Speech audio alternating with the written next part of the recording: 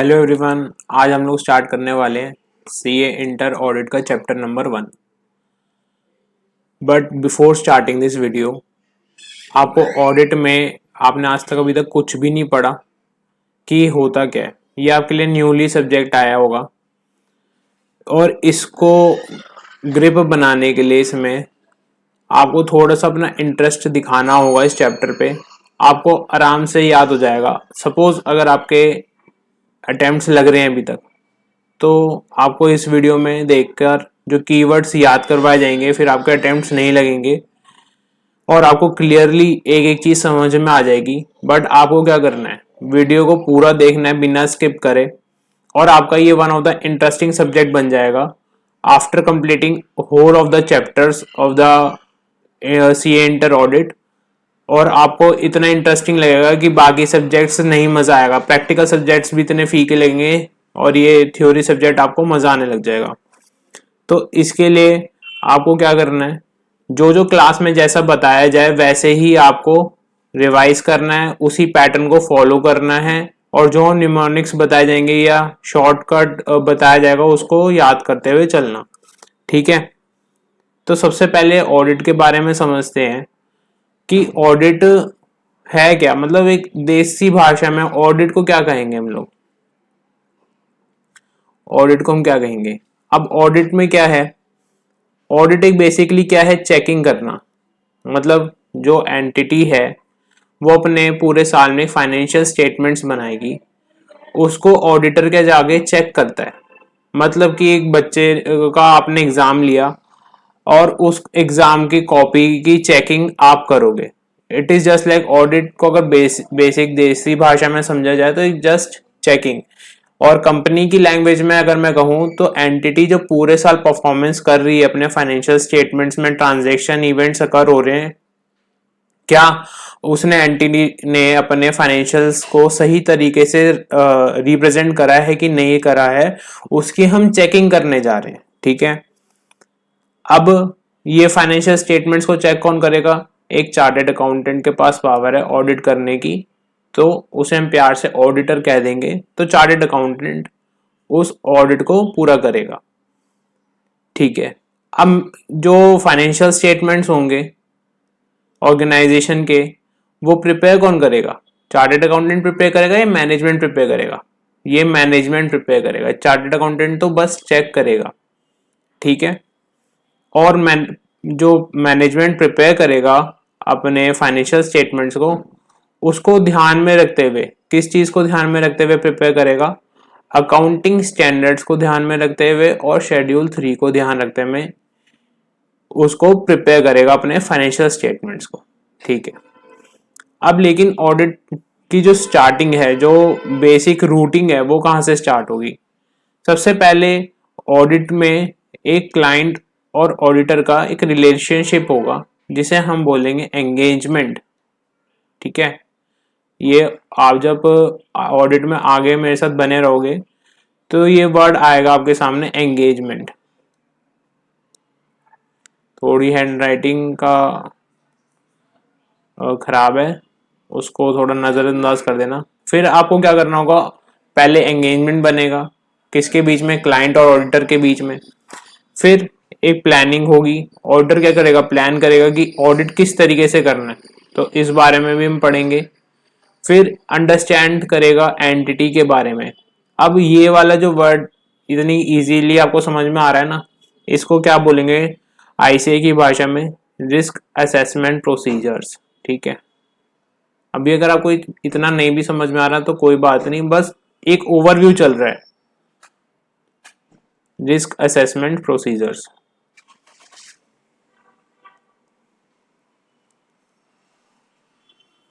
फिर वो क्या करेगा, चेकिंग करेगा फाइनेंशियल स्टेटमेंट्स की, दैट इज सब्सटेंसिव प्रोसीजर्स करेगा।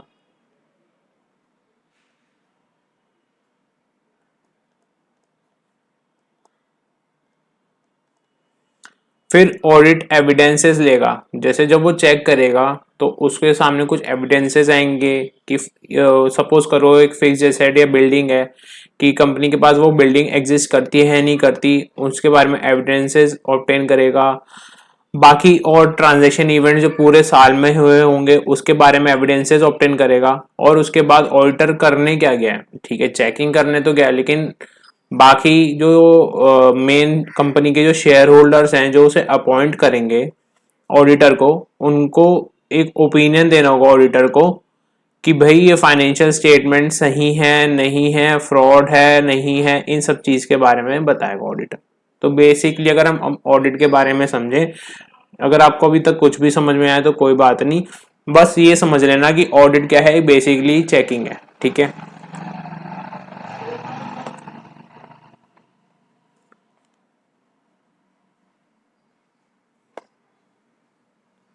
तो अब हम लोग आज स्टार्ट करने वाले हैं चैप्टर नंबर 1।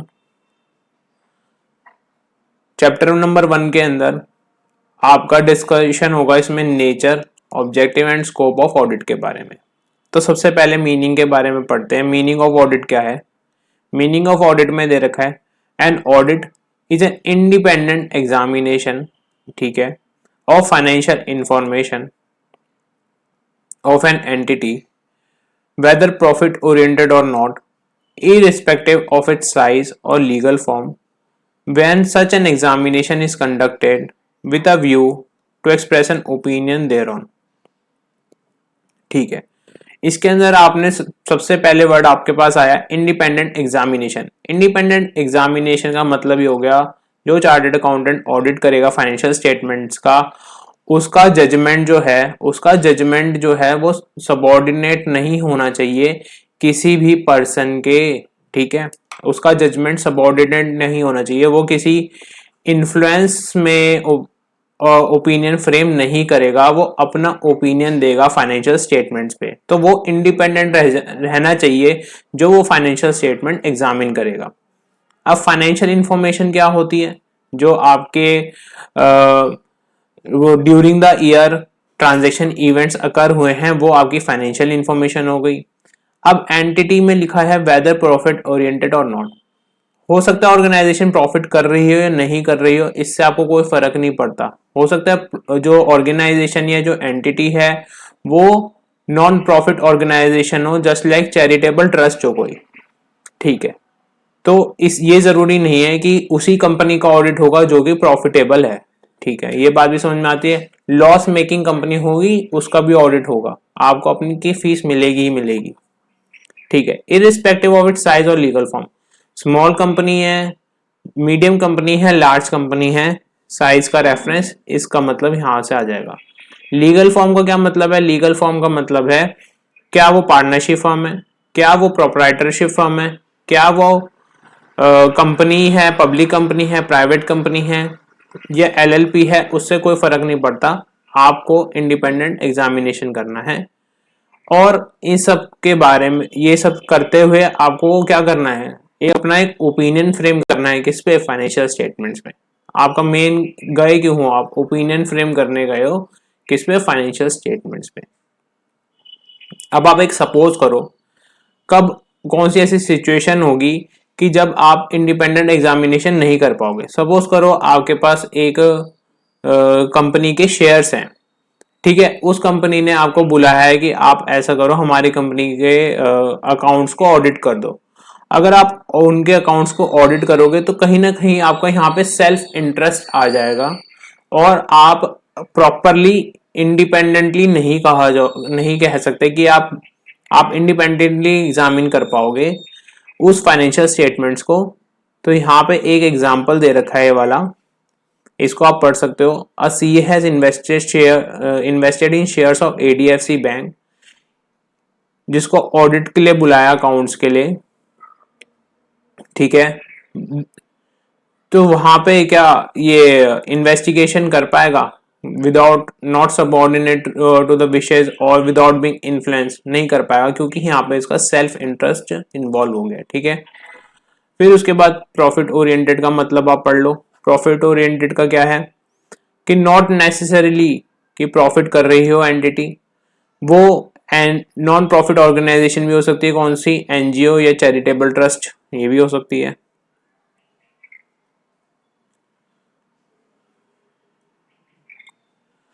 फिर उसके बाद आ गया इररिस्पेक्टिव ऑफ इट्स साइज और लीगल फॉर्म। ऑर्गेनाइजेशन स्मॉल भी हो सकती है, मीडियम भी हो सकती है, लार्ज भी हो सकती है। और लीगल स्ट्रक्चर कैसा हो सकता है, प्रोप्राइटरशिप का हो सकता है, पार्टनरशिप का हो सकता है, प्राइवेट कंपनी हो सकती है, सोसाइटी या ट्रस्ट, कुछ भी हो सकती है। पर्पस क्या है आपका ऑडिट का, टू एक्सप्रेस एन ओपिनियन। ठीक है, अभी हमने ऊपर पढ़ा भी था, अभी बेसिक के अंदर नोट्स में आके इधर फिर से पढ़ लेते हैं कि प्रिपरेशन और प्रेजेंटेशन जो है फाइनेंशियल स्टेटमेंट्स की रिस्पॉन्सिबिलिटी कौन लेगा, मैनेजमेंट की रिस्पॉन्सिबिलिटी है। ऑडिटर की रिस्पॉन्सिबिलिटी है कि एक्सप्रेस करना opinion by mean of return audit report, एक रिटर्न ऑडिट रिपोर्ट में अपना ओपिनियन एक्सप्रेस करेगा। Auditing provide assurance, it's basic nature lies in providing assurance to users to the confidence to users of financial statements. Auditing क्या होता है, एक opinion provide करवाता है जिससे कि जो यूजर्स ऑफ फाइनेंशियल स्टेटमेंट्स हैं उनका कॉन्फिडेंस एनहांस हो जाता है। ठीक है, such an assurance lands credibility, इससे क्या होता है, उस ओपिनियन से फाइनेंशियल स्टेटमेंट्स की क्रेडिबिलिटी बढ़ जाती है। जैसे कोई अनऑडिटेड फाइनेंशियल स्टेटमेंट्स की क्रेडिबिलिटी नहीं होती, लेकिन ऑडिटेड फाइनेंशियल स्टेटमेंट्स की क्रेडिबिलिटी होती है। ठीक है, और audited financial statements provide confidence to the user of financial information reflected in the statements can be relied, जिन पे हम रिलाई कर सकते हैं। ठीक है, ये बेसिक बात हो गई। अब ये आपको जो भी हमने पढ़ा है अभी तक आपको बस इतना याद रखना है, मीनिंग ऑफ ऑडिट क्या है। मीनिंग ऑफ ऑडिट है, मेरे साथ रिपीट करते रहो, audit is an independent examination of financial information of an entity whether profit oriented or not, irrespective of its size or legal form, when such an examination is conducted to view in a view to express an opinion thereon। ठीक है, अब हम लोग चलते हैं, कुछ important की terms हैं, पहले उनको कवर करेंगे, फिर उसके बाद समझेंगे बाकी आगे के चैप्टर के बारे में। सबसे पहले इंपॉर्टेंट की टर्म्स हैं, एक रीजनेबल एश्योरेंस। रीजनेबल एश्योरेंस आपको कई बार देखना पड़ेगा जब आप इस चैप्टर को पढ़ोगे।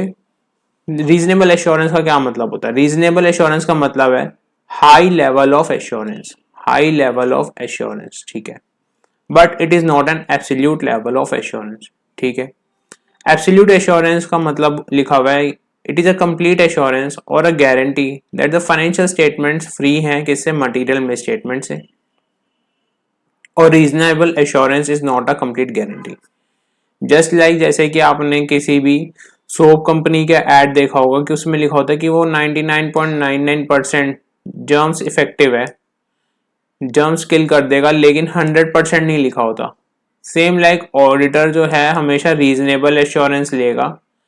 इसका रीजन क्यों है, ये एक अगला कॉन्सेप्ट आएगा आपका, इनहेरेंट लिमिटेशंस ऑफ ऑडिट।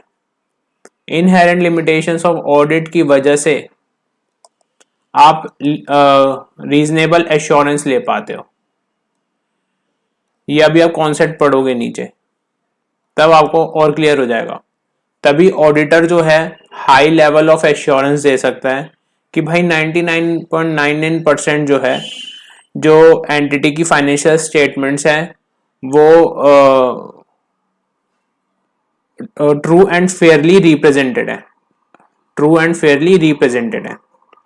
अब ट्रू एंड फेयर का मतलब क्या हो जाएगा, ट्रू का मतलब हो जाएगा जो डेटा है, जो डेटा रिप्रेजेंट है फाइनेंशियल स्टेटमेंट में वो फैक्ट्स के बेस पे है। डेटा रिप्रेजेंट जो है वो फैक्ट्स के बेस पे है। और फेयरली रिप्रेजेंटेड है का मतलब हो गया क्लियर है, क्लियर इंफॉर्मेशन, क्लियर इंफॉर्मेशन कह सकते हो आप, क्लियर इंफॉर्मेशन है। तो ऑडिटर हमेशा क्या देगा, रीजनेबल एश्योरेंस देगा फाइनेंशियल स्टेटमेंट्स पे। उसका रीजन कहां पे पढ़ेंगे, इनहेरेंट लिमिटेशंस ऑफ ऑडिट के अंदर, जो भी हम आगे पढ़ने वाले हैं। इसलिए ऑडिटर कहता है कि जो फाइनेंशियल स्टेटमेंट्स हैं वो ट्रू एंड फेयर हैं, ट्रू एंड करेक्ट नहीं है। क्या बोलेगा, ट्रू एंड फेयर है। जो डेटा रिप्रेजेंट्स है वो फैक्ट्स के बेस पर है, और जो फेयर का मतलब हो गया क्लियर इंफॉर्मेशन है। ठीक है, अगला इंपॉर्टेंट टर्म आ जाएगा हमारे सामने, applicable financial reporting framework, AFRF। इसका क्या मतलब होता है? द फाइनेंशियल रिपोर्टिंग फ्रेमवर्क, आप यहीं पे रुक जाओ 2 मिनट। फाइनेंशियल रिपोर्टिंग फ्रेमवर्क का मतलब ये होता है कि आपके जो अकाउंट्स एंटिटी के फाइनेंशियल स्टेटमेंट्स हैं वो फाइनेंशियल रिपोर्टिंग फ्रेमवर्क के हिसाब से हैं। फाइनेंशियल रिपोर्टिंग फ्रेमवर्क का मतलब हो गया आपके अकाउंटिंग स्टैंडर्ड्स, आपके अकाउंटिंग प्रिंसिपल्स, आपका जनरली एक्सेप्टेड अकाउंटिंग प्रिंसिपल और schedule 3 of the companies act. ये ध्यान में रखते हुए एंटिटी ने अपने फाइनेंशियल स्टेटमेंट्स प्रिपेयर करे हुए हैं। ठीक है, अब इसके आगे क्या लिखा हुआ है? Adopted by the management financial reporting framework that is accounting standards, accounting principle, schedule 3, ये मैनेजमेंट ने अडॉप्ट करा है।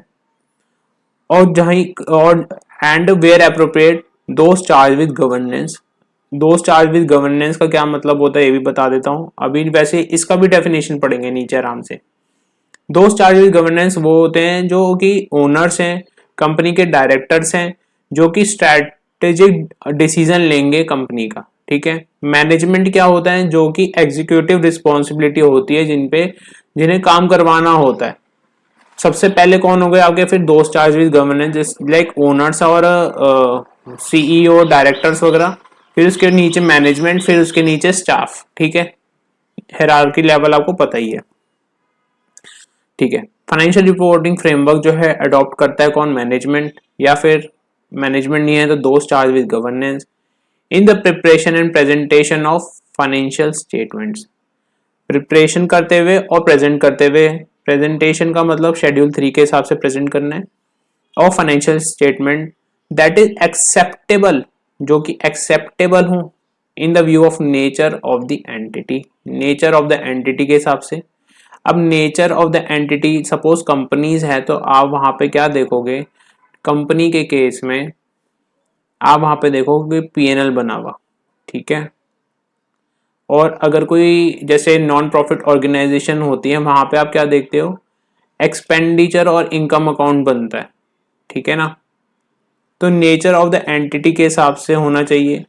Objective of the financial statements और that is required by law और रेगुलेशन। ये तो बेसिक था, इसको ज्यादा डीप डाइव करने की जरूरत नहीं है। Objective of the financial statements and that is required by law और रेगुलेशन। ठीक है, फिर उसके बाद एक इंपॉर्टेंट की टर्म आ जाएगी हमारी, प्रोफेशनल स्केप्टिसिज्म। प्रोफेशनल स्केप्टिसिज्म का मतलब होता है ऑडिटर को अपना एटीट्यूड कैसा रखना है? प्रोफेशनल स्केप्टिसिज्म जैसा रखना है।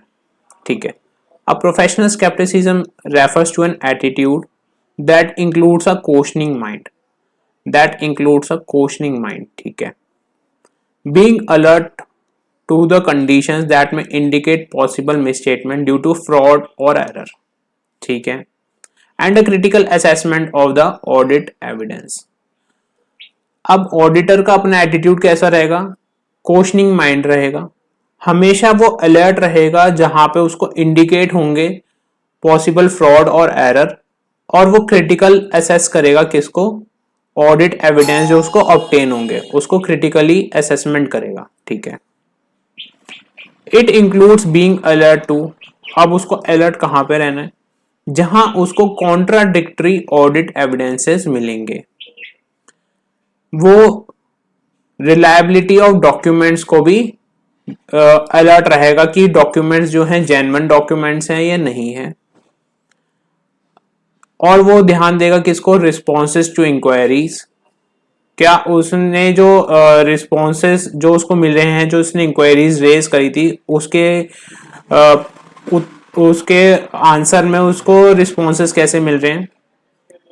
कंडीशन जो कि इंडिकेट कर रही हैं पॉसिबल फ्रॉड,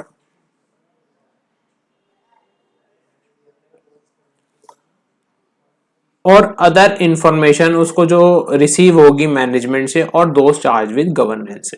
ठीक है, तो अभी हम फटाफट से जितना भी हमने पढ़ा है इसको फटाफट से एक बार रिवाइज कर लेते हैं। मीनिंग ऑफ ऑडिट का क्या है? ऑडिट क्या है? इंडिपेंडेंट एग्जामिनेशन है, किसका? फाइनेंशियल इंफॉर्मेशन का, वेदर प्रॉफिट ओरिएंटेड और नॉट, इरिस्पेक्टिव ऑफ साइज और लीगल फॉर्म। अब हमें इन सब चीजों का मीनिंग पता है तो हमें फटाफट याद भी हो रहा होगा। With a view to such an examination conducted to express an opinion दे रहा हूँ। ठीक है जी। रीजनेबल एश्योरेंस क्या होता है? रीजनेबल एश्योरेंस होता है हाई लेवल ऑफ एश्योरेंस होता है। ठीक है। रीजनेबल एश्योरेंस ही क्यों ऑब्टेन कर पाता है auditor? Because of inherent limitations. ये भी हम आगे पढ़ने वाले हैं। ठीक है ना, इनहेरेंट लिमिटेशंस की वजह से। एप्लीकेबल फाइनेंशियल रिपोर्टिंग का फ्रेमवर्क क्या होता है? फाइनेंशियल रिपोर्टिंग फ्रेमवर्क जो कि मैनेजमेंट को अडॉप्ट करना होता है bye preparing and presentation of financial statements, और जो कि एक्सेप्टेबल हो इन the nature of the entity, objective of financial statements और रिक्वायर्ड बाय लॉ और रेगुलेशन। फिर आ जाते हैं प्रोफेशनल स्केप्टिसिज्म का क्या मतलब होता है? प्रोफेशनल स्केप्टिसिज्म का मतलब होता है कि ऑडिटर का एटीट्यूड होना चाहिए, कि उसका क्वेश्चनिंग माइंड होना चाहिए, वो अलर्ट रहना चाहिए जहां पे उसको इंडिकेट होगा पॉसिबल फ्रॉड और एरर, और क्रिटिकली असेस करेगा ऑडिट एविडेंस को। अब बीइंग अलर्ट किस किस पे रहना है? जब उसको कॉन्ट्राडिक्टरी ऑडिट एविडेंस मिलेंगे। ठीक है, ध्यान ध्यान रहेगा ना। Reliability of information, reliability of documents की, डॉक्यूमेंट्स जो है रिलायबल हैं कि नहीं है, तो उस पर भी बीइंग अलर्ट रहना है। उसको इंक्वायरीज पर क्या रिस्पॉन्स आ रहा है, कंडीशन जो कि इंडिकेट कर रही है उसे फ्रॉड, और जो उसे अदर इंफॉर्मेशन मिलेगी मैनेजमेंट से, उसको भी बीइंग अलर्ट रहना है। अब एक पॉइंट और है प्रोफेशनल स्केप्टिसिज्म के अंदर, maintaining professional scepticism through out the audit necessary क्यों है? इससे रिड्यूस हो जाता है क्या रिस्क? ओवरलुकिंग अनयूजुअल सर्कमस्टांसेस, जो आप सर्कमस्टांसेस, अनयूजुअल सर्कमस्टांसेस को आप ओवरलुक ना करो और ओवर जनरलाइज ना हो जाओ जब आप कंक्लूजन्स ड्रॉ करो फाइनेंशियल स्टेटमेंट्स पे। ठीक है। फिर एक इंपॉर्टेंट वर्ड बार बार इस्तेमाल होगा, आप देखना पूरे ऑडिट के अंदर, ऑडिट रिस्क। ऑडिट रिस्क क्या होता है कि risk that the auditor expresses, auditor express कर देगा inappropriate opinion, auditor inappropriate opinion दे देगा किस पे? फाइनेंशियल स्टेटमेंट्स पे। ठीक है। That are materially misstated, when the financial statements are materially misstated. मतलब कि मटीरियली मिसस्टेटेड का मतलब भी नीचे पढ़ेंगे अभी,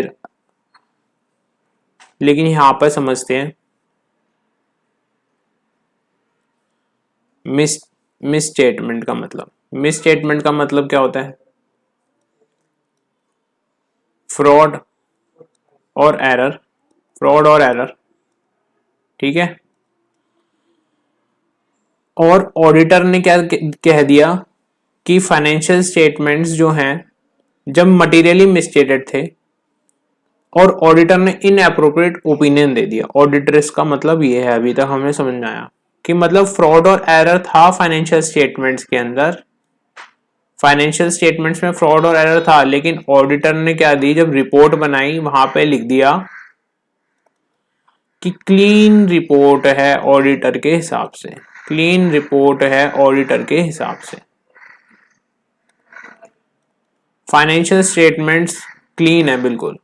तो ये एक ऑडिट रिस्क है, जहां इसका ऑडिट रिस्क का मतलब ये है। ठीक है। फिर उसके बाद आ जाओ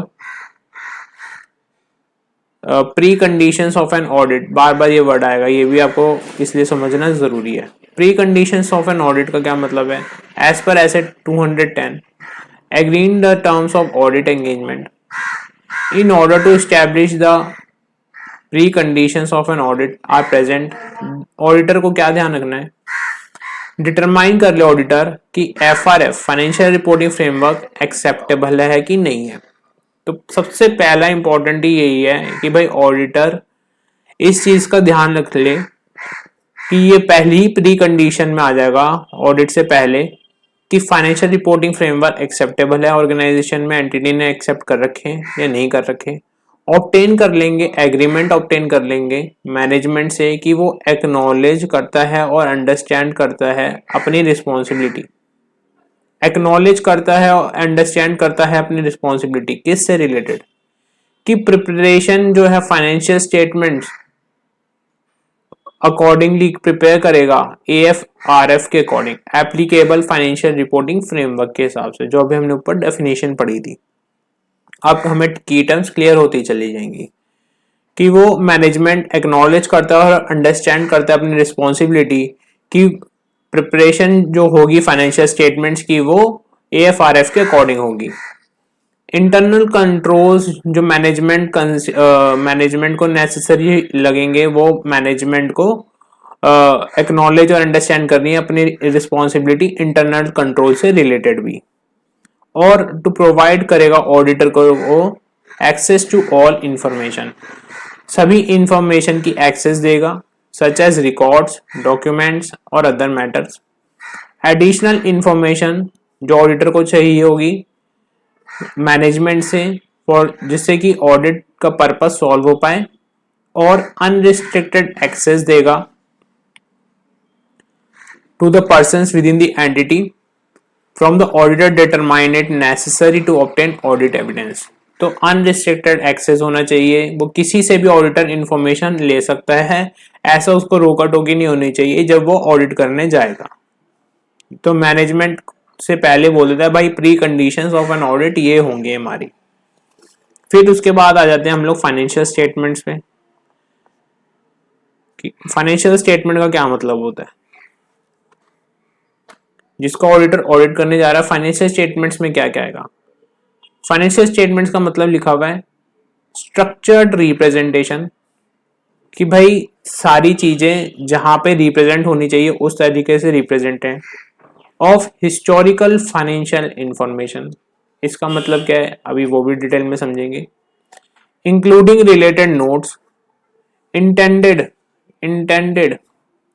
to communicate entities economic resources or obligation at a point in time or changes therein for a period of time in accordance with financial reporting framework। अगर नहीं समझ में आया तो कोई बात नहीं, अभी समझा देते हैं। पहली बात तो ये तो समझ में आ गया होगा, स्ट्रक्चर्ड रिप्रेजेंट होना चाहिए किसका? फाइनेंशियल स्टेटमेंट्स का। स्ट्रक्चरली रिप्रेजेंट होना चाहिए historical financial information. Historical financial information समझ नहीं आ रहा, कोई बात नहीं। अब यहां से समझ लेते हैं इंटेंडेड से लेकर फ्रेमवर्क तक। Intended to communicate entity's economic resources और ऑब्लिगेशन। इकोनॉमिक रिसोर्सेज क्या होती हैं एंटिटी की? वो होती है एसेट्स होती हैं, और ऑब्लिगेशंस क्या होते हैं? लायबिलिटीज होते हैं। जब आप बैलेंस शीट प्रिपेयर करते हो तो पर्टिकुलर पॉइंट इन टाइम के लिए प्रिपेयर करते हो, ठीक है, एट अ पर्टिकुलर डेट के लिए प्रिपेयर करते हो। तो वही लिखा हुआ है यहाँ पे। आप इंटेंडेड बैलेंस शीट लिख देते तो एक क्या होता, कॉमन वर्ड हो जाता, लेकिन इसको टेक्निकली थोड़ा सा आईसीआई की भाषा में लिखना है तो इस चीज को समझना पड़ेगा। इंटेंडेड टू कम्युनिकेट एंटिटीज का क्या? Economic resources that is assets. Obligations क्या? एंटिटीज की liabilities at a point in time और the changes therein for a period of time, that is आपका profit and loss statement in accordance with the, किस प्रकार बना हुआ? वो financial reporting framework को ध्यान में रखते हुए बना हो, ठीक है। अब आ जाते हैं हिस्टोरिकल फाइनेंशियल इंफॉर्मेशन में। ये हिस्टोरिकल फाइनेंशियल इंफॉर्मेशन का क्या मतलब है?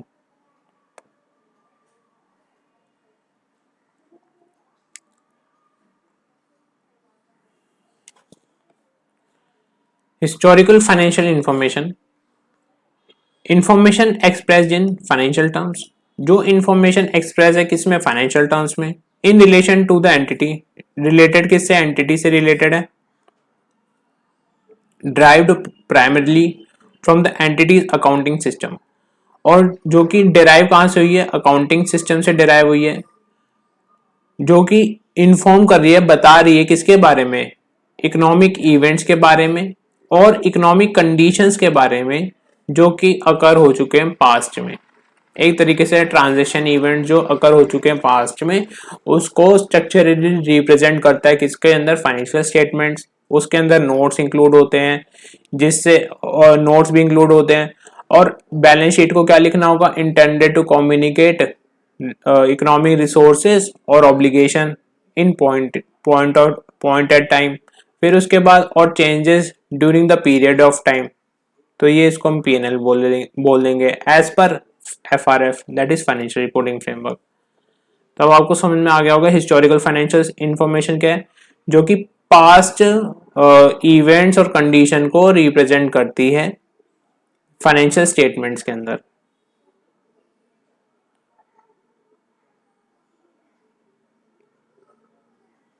ठीक है,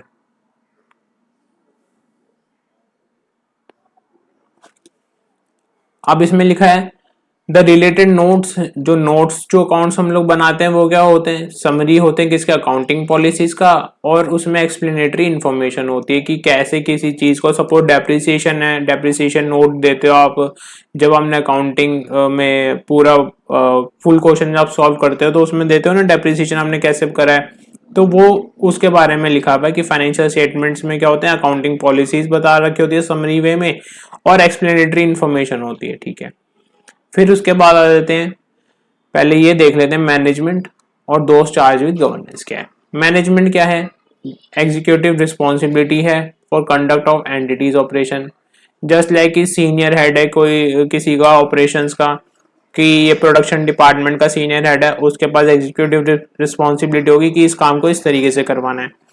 फिर उसके बाद आ जाते हैं दोस्त चार्ज विद गवर्नेंस का, जो कि रिस्पॉन्सिबल होते हैं टू ओवरसी करना क्या, स्ट्रेटेजिक डायरेक्शन को देखना एंटिटी की, और ऑब्लिगेशंस को देखना, ऑब्लिगेशन रिलेटेड मैटर्स को देखना। तो दोस्त चार्ज विद गवर्नेंस होगा। ये कौन हो जाएंगे, आपके ओनर्स हो जाएंगे, सीईओ हो जाएंगे, डायरेक्टर्स हो जाएंगे, ये सब हो जाएंगे। फिर उसके बाद आ जाते हैं मटेरियल मिसस्टेटमेंट, बार बार ये दो वर्ड बार बार इस्तेमाल होंगे, इसको भी देख लेते हैं। मिसस्टेटमेंट का क्या मतलब है, मिसस्टेटमेंट का मतलब है डिफरेंस।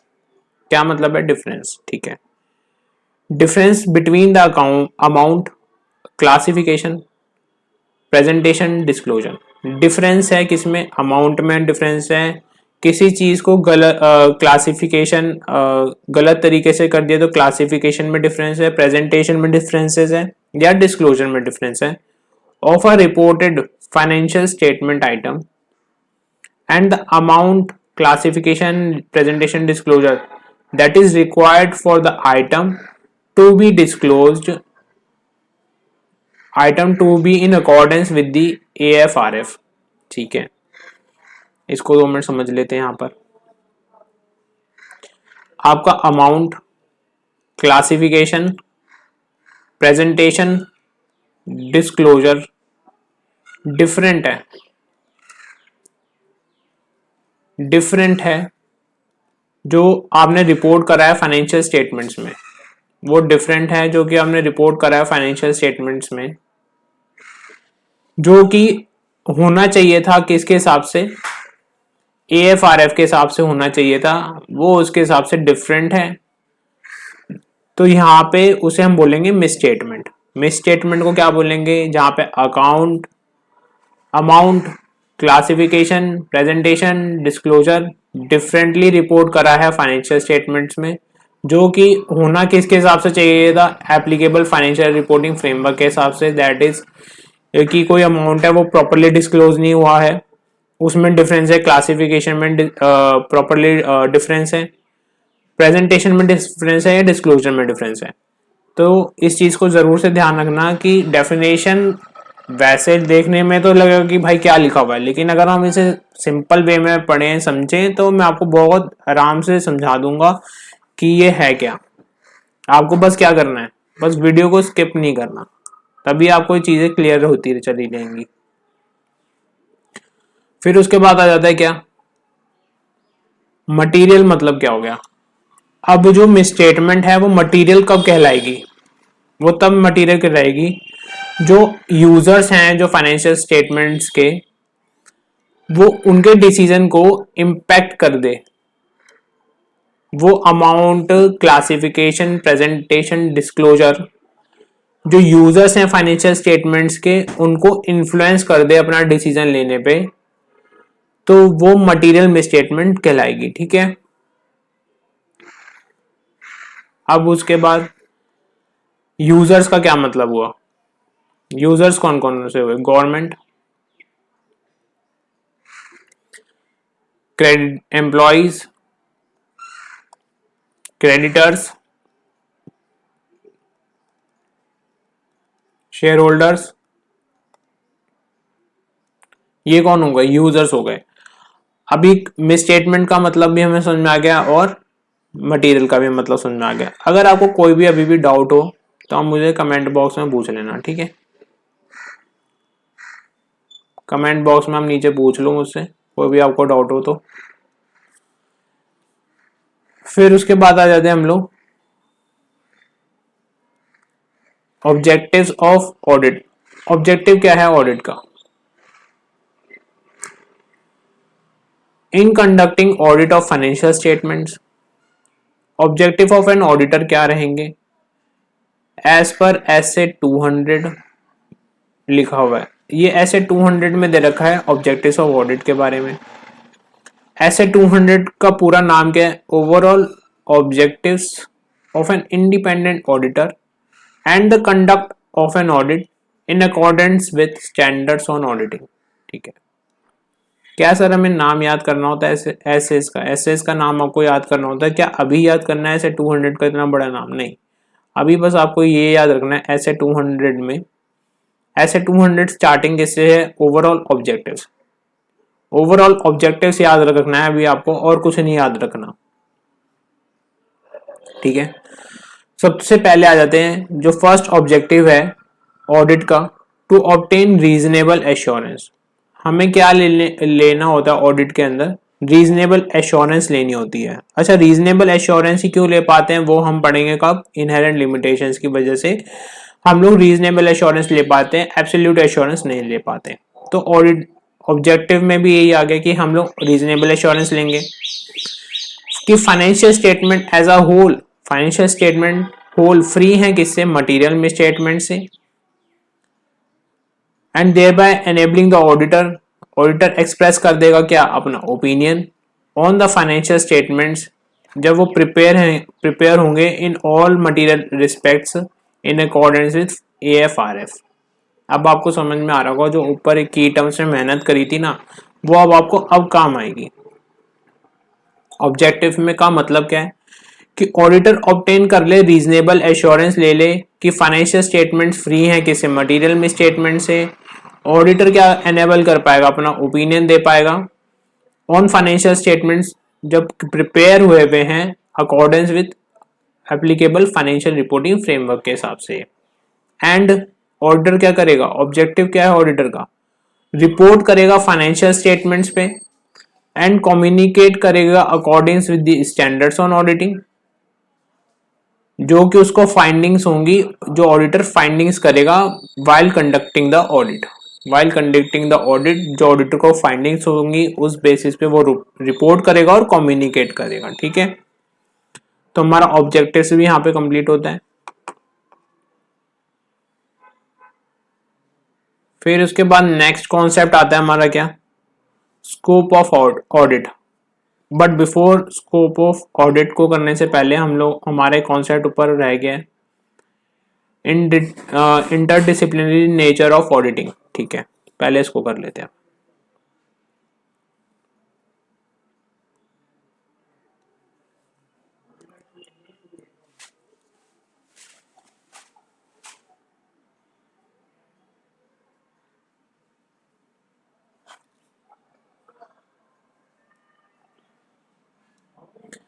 सर ये क्या लिखा हुआ है? BF पैडल, ये हमारा निमोनिक है इंटरडिसिप्लिनरी ऑडिट को याद करने का, ठीक है।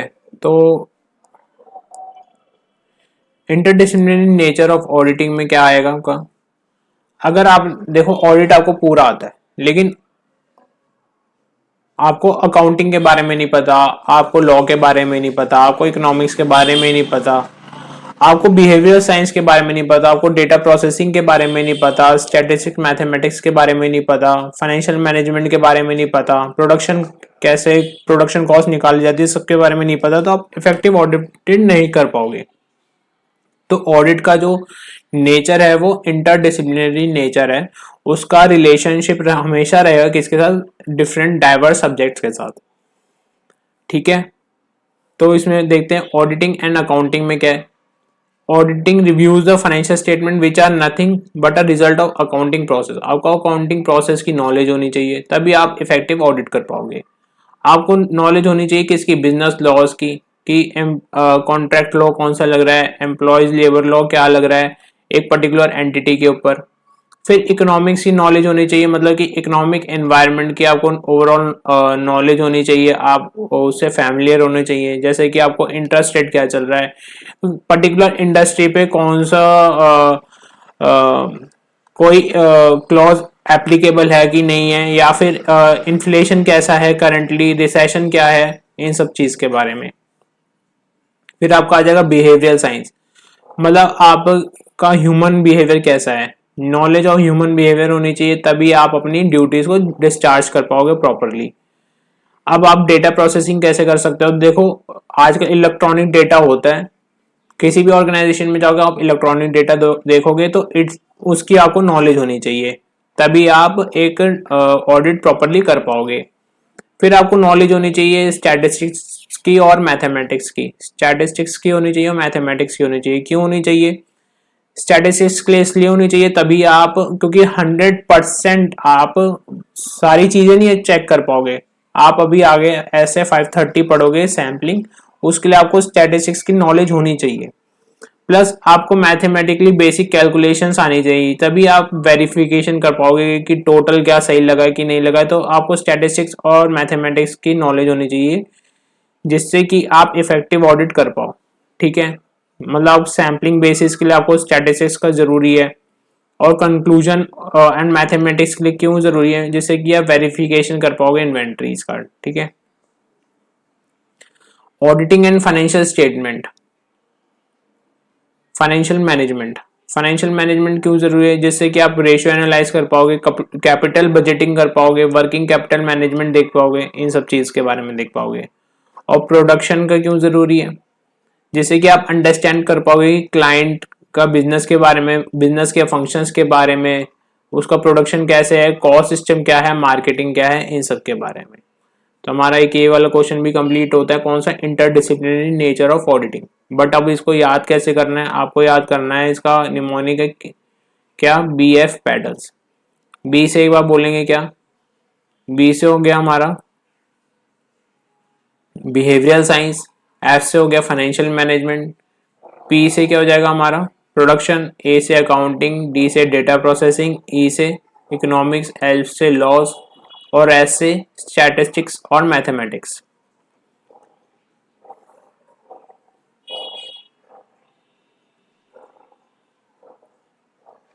अब आ जाते हैं स्कोप ऑफ ऑडिट पे।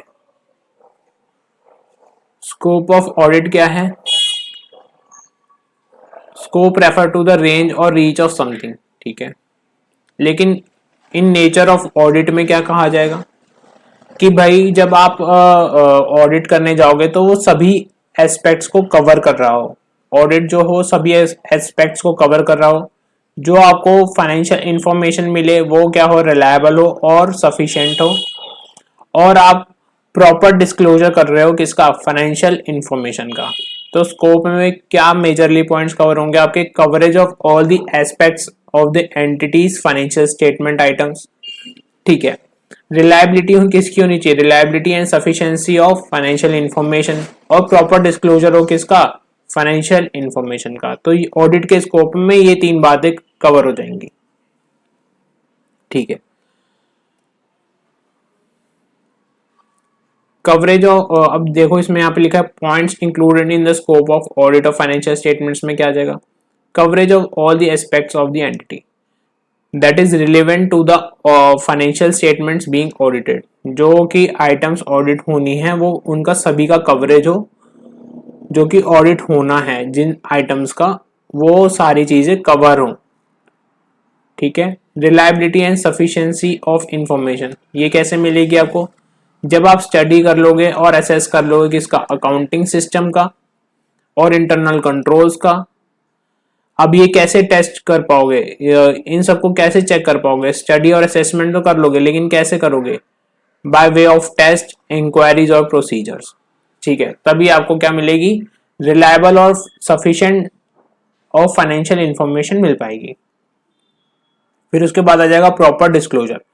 प्रॉपर डिस्क्लोजर हो किसका, relevant information of is properly disclose as per statutory requirement. Information जो है प्रॉपरली डिस्क्लोज हो as per statutory requirement. Financial statements properly summarise कर रहे हो किसको, ट्रांजैक्शन और इवेंट्स को। फाइनेंशियल स्टेटमेंट प्रॉपरली समराइज कर रहे होंगे ट्रांजैक्शन इवेंट्स को। कंसिडर कर लेंगे जजमेंट्स, जो मैनेजमेंट जजमेंट्स बनाएगा उसको कंसिडर कर लेंगे। अकाउंटिंग पॉलिसीज कौन सी सेलेक्ट कर रखी हैं और कंसिस्टेंटली अप्लाई कर रखा है मैनेजमेंट ने। और financial statements of an entity are prepared on historical financial information. ठीक है, तो प्रॉपर डिस्क्लोजर में क्या क्या ध्यान रखना है कि रिलेवेंट इंफॉर्मेशन डिस्क्लोज कर रखी हो as per statutory requirement. Transaction events summarise कर रहे हो किसको, फाइनेंशियल स्टेटमेंट्स को। जजमेंट्स जो है मैनेजमेंट की वो कंसीडर कर लेंगे। देखो एक फाइनेंशियल स्टेटमेंट प्रिपेयर करते हुए मैनेजमेंट कुछ जजमेंट्स बनाता ही है, प्रोविजन फॉर डाउटफुल डेट्स कैसे रहेंगे, इन सब के बारे में जजमेंट्स बनाते हैं, तो उन सब चीज़ों का ध्यान देख लेंगे। अकाउंटिंग पॉलिसीज कौन सी सिलेक्ट कर रखी है मैनेजमेंट ने और कंसिस्टेंटली अप्लाई कर रहा है कि नहीं कर रहा। फाइनेंशियल स्टेटमेंट्स प्रिपेयर हो किस बेसिस पे, हिस्टोरिकल फाइनेंशियल इंफॉर्मेशन पे। जब आप ऑडिट करने जाओगे आपको हिस्टोरिकल फाइनेंशियल इंफॉर्मेशन को चेक करना होता है, फाइनेंशियल स्टेटमेंट जो आपके जिस पे आप इंडिपेंडेंट एग्जामिनेशन करते हो। ठीक है, अब ये चीजें याद कैसे होंगी, इसको याद करने के लिए बना लेते हैं एक निमोनिक है CRP। ठीक है, C से coverage of all the aspects of the entity, R से reliable and sufficiency of information, P से क्या आ जाएगा, proper disclosure of financial information. ठीक है, अब अगर आप यही चीज स्टडी मटेरियल में पढ़ते ना, ये वाला प्रॉपर डिस्क्लोजर वाला पॉइंट, यहाँ पे मैंने आपको सारे कीवर्ड्स क्लियर कर दिए हैं, लेकिन अगर आप यहाँ पे पढ़ते तो आप पढ़ते ही रह जाते, आपको समझ में भी नहीं आता कि इतना लार्ज दे रखा है। और अगर आईसीए ने क्वेश्चन पूछ लिया वहां पे आप कीवर्ड्स कौन से लिखोगे, क्योंकि सिर्फ एक चैप्टर नंबर 1 तो है नहीं ना, बाकी और 10 चैप्टर्स हैं आईसीए के, तो वो सारे क्लियर करने हैं हमें। तो इसको याद करने के लिए आप कर लो जे, आपको इसके लिए निमोनिक याद करना है जे हेड्स। जे हेड्स का क्या हो गया, जे से आपका हो जाएगा क्या, जजमेंट्स। एच से आपका हो जाएगा हिस्टोरिकल फाइनेंशियल इंफॉर्मेशन, ए से अकाउंटिंग पॉलिसीज, टी से ट्रांजैक्शन एंड इवेंट्स, एस से स्टैट्यूटरी रिक्वायरमेंट्स। तो आपके मेजर कीवर्ड्स हो जाएंगे। अब ये ऊपर क्या दे रखा है, द पर्पस। स्कोप का कभी भी क्वेश्चन आएगा ना स्कोप का, तो ये जो है ना एक तरीके से मसाला है जो आपको लिखना होगा, ये यहां से लेकर यहां तक ये मसाला है जो आईसीए को आपको लिख के देना होगा, क्योंकि स्कोप ऑफ ऑडिट में गिवन है। पर्पस ऑफ एन ऑडिट क्या है, डिग्री ऑफ कॉन्फिडेंस को एनहांस करना, किसके लिए, जो इंटेंडेड यूजर हैं फाइनेंशियल स्टेटमेंट्स के। ठीक है, अब यूजर्स कौन है हमें पता है भाई, share holder, employees, customers, government authorities और बैंकर्स हैं। अब enhancing the degree of confidence, ये अचीव कैसे होगा, डिग्री ऑफ कॉन्फिडेंस अचीव कैसे होगा, जब ऑडिटर एक्सप्रेस करेगा ओपिनियन, और वो ओपिनियन तभी दे पाएगा जब फाइनेंशियल स्टेटमेंट प्रिपेयर होंगे इन अकॉर्डेंस विद दी AFRF। अब आप देखो कितनी फटाफट हो रहा है, आपको समझ में भी आ रहा है। अब आ जाते हैं स्कोप में क्या क्या इंक्लूड नहीं होगा। स्कोप ऑफ ऑडिट में क्या क्या इंक्लूड नहीं होगा, what it does not include,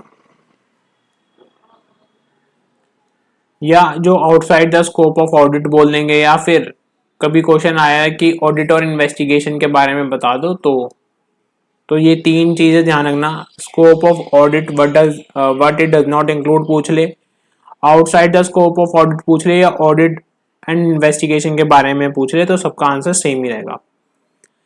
जो ऑडिट है वो ऑफिशियल इन्वेस्टिगेशन नहीं है, ये इंक्लूड नहीं होता कि ऑडिटर के पास कोई ऑफिशियल इन्वेस्टिगेशन के पावर्स नहीं है इनटू एन एलिग्ड रॉन्ग डूइंग, कि भाई कुछ गलत चल रहा है एलिगेशन लगा के, इस तरीके से ऑडिटर के पास कोई ऑफिशियल इन्वेस्टिगेशंस के पावर नहीं है।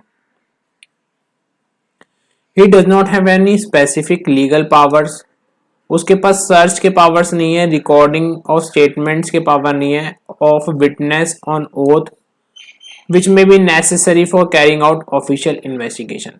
ठीक है, इसमें साफ साफ लिखा हुआ है कि outside the scope of audit के अंदर इन्वेस्टिगेशन की पावर नहीं है, कि भाई कुछ गलत चल रहा है, हम इस व्यू से नहीं गए हैं, हम लोग तो बस ये बेसिकली चेक करने गए हैं कि जो ऑर्गेनाइजेशन ने फाइनेंशियल स्टेटमेंट प्रिपेयर करी है AFRF के हिसाब से वो सही तरीके से रिपोर्ट हुई है कि नहीं हुई है, बस हम तो ये चेक करने गए हैं। हम कोई इस तरीके से डाउटफुल अप्रोच रख के नहीं गए कि भाई कुछ गलत हो रहा है, और ये हमारी अप्रोच रहती भी नहीं है ऑडिट करते वक्त। वो अप्रोच रहती है किनकी, इन्वेस्टिगेशन जो बंदे करने आते हैं उनके पास रहती है, और ऑडिटर के पास ऐसी कोई भी लीगल पावर्स नहीं है कि वो सर्च करे या फिर वो रिकॉर्ड करवा ले किसी की स्टेटमेंट, उसको एग्जामिन कर ले, मतलब उससे कहे कि गीता पे हाथ रख के कि तुम ऐसा बोलो कि मैं जो कहूंगा सच के सिवा कुछ नहीं कहूंगा, इस तरीके से ऐसे रिकॉर्ड नहीं करवा सकता कहीं से भी, ये ऑडिटर के पास पावर नहीं है।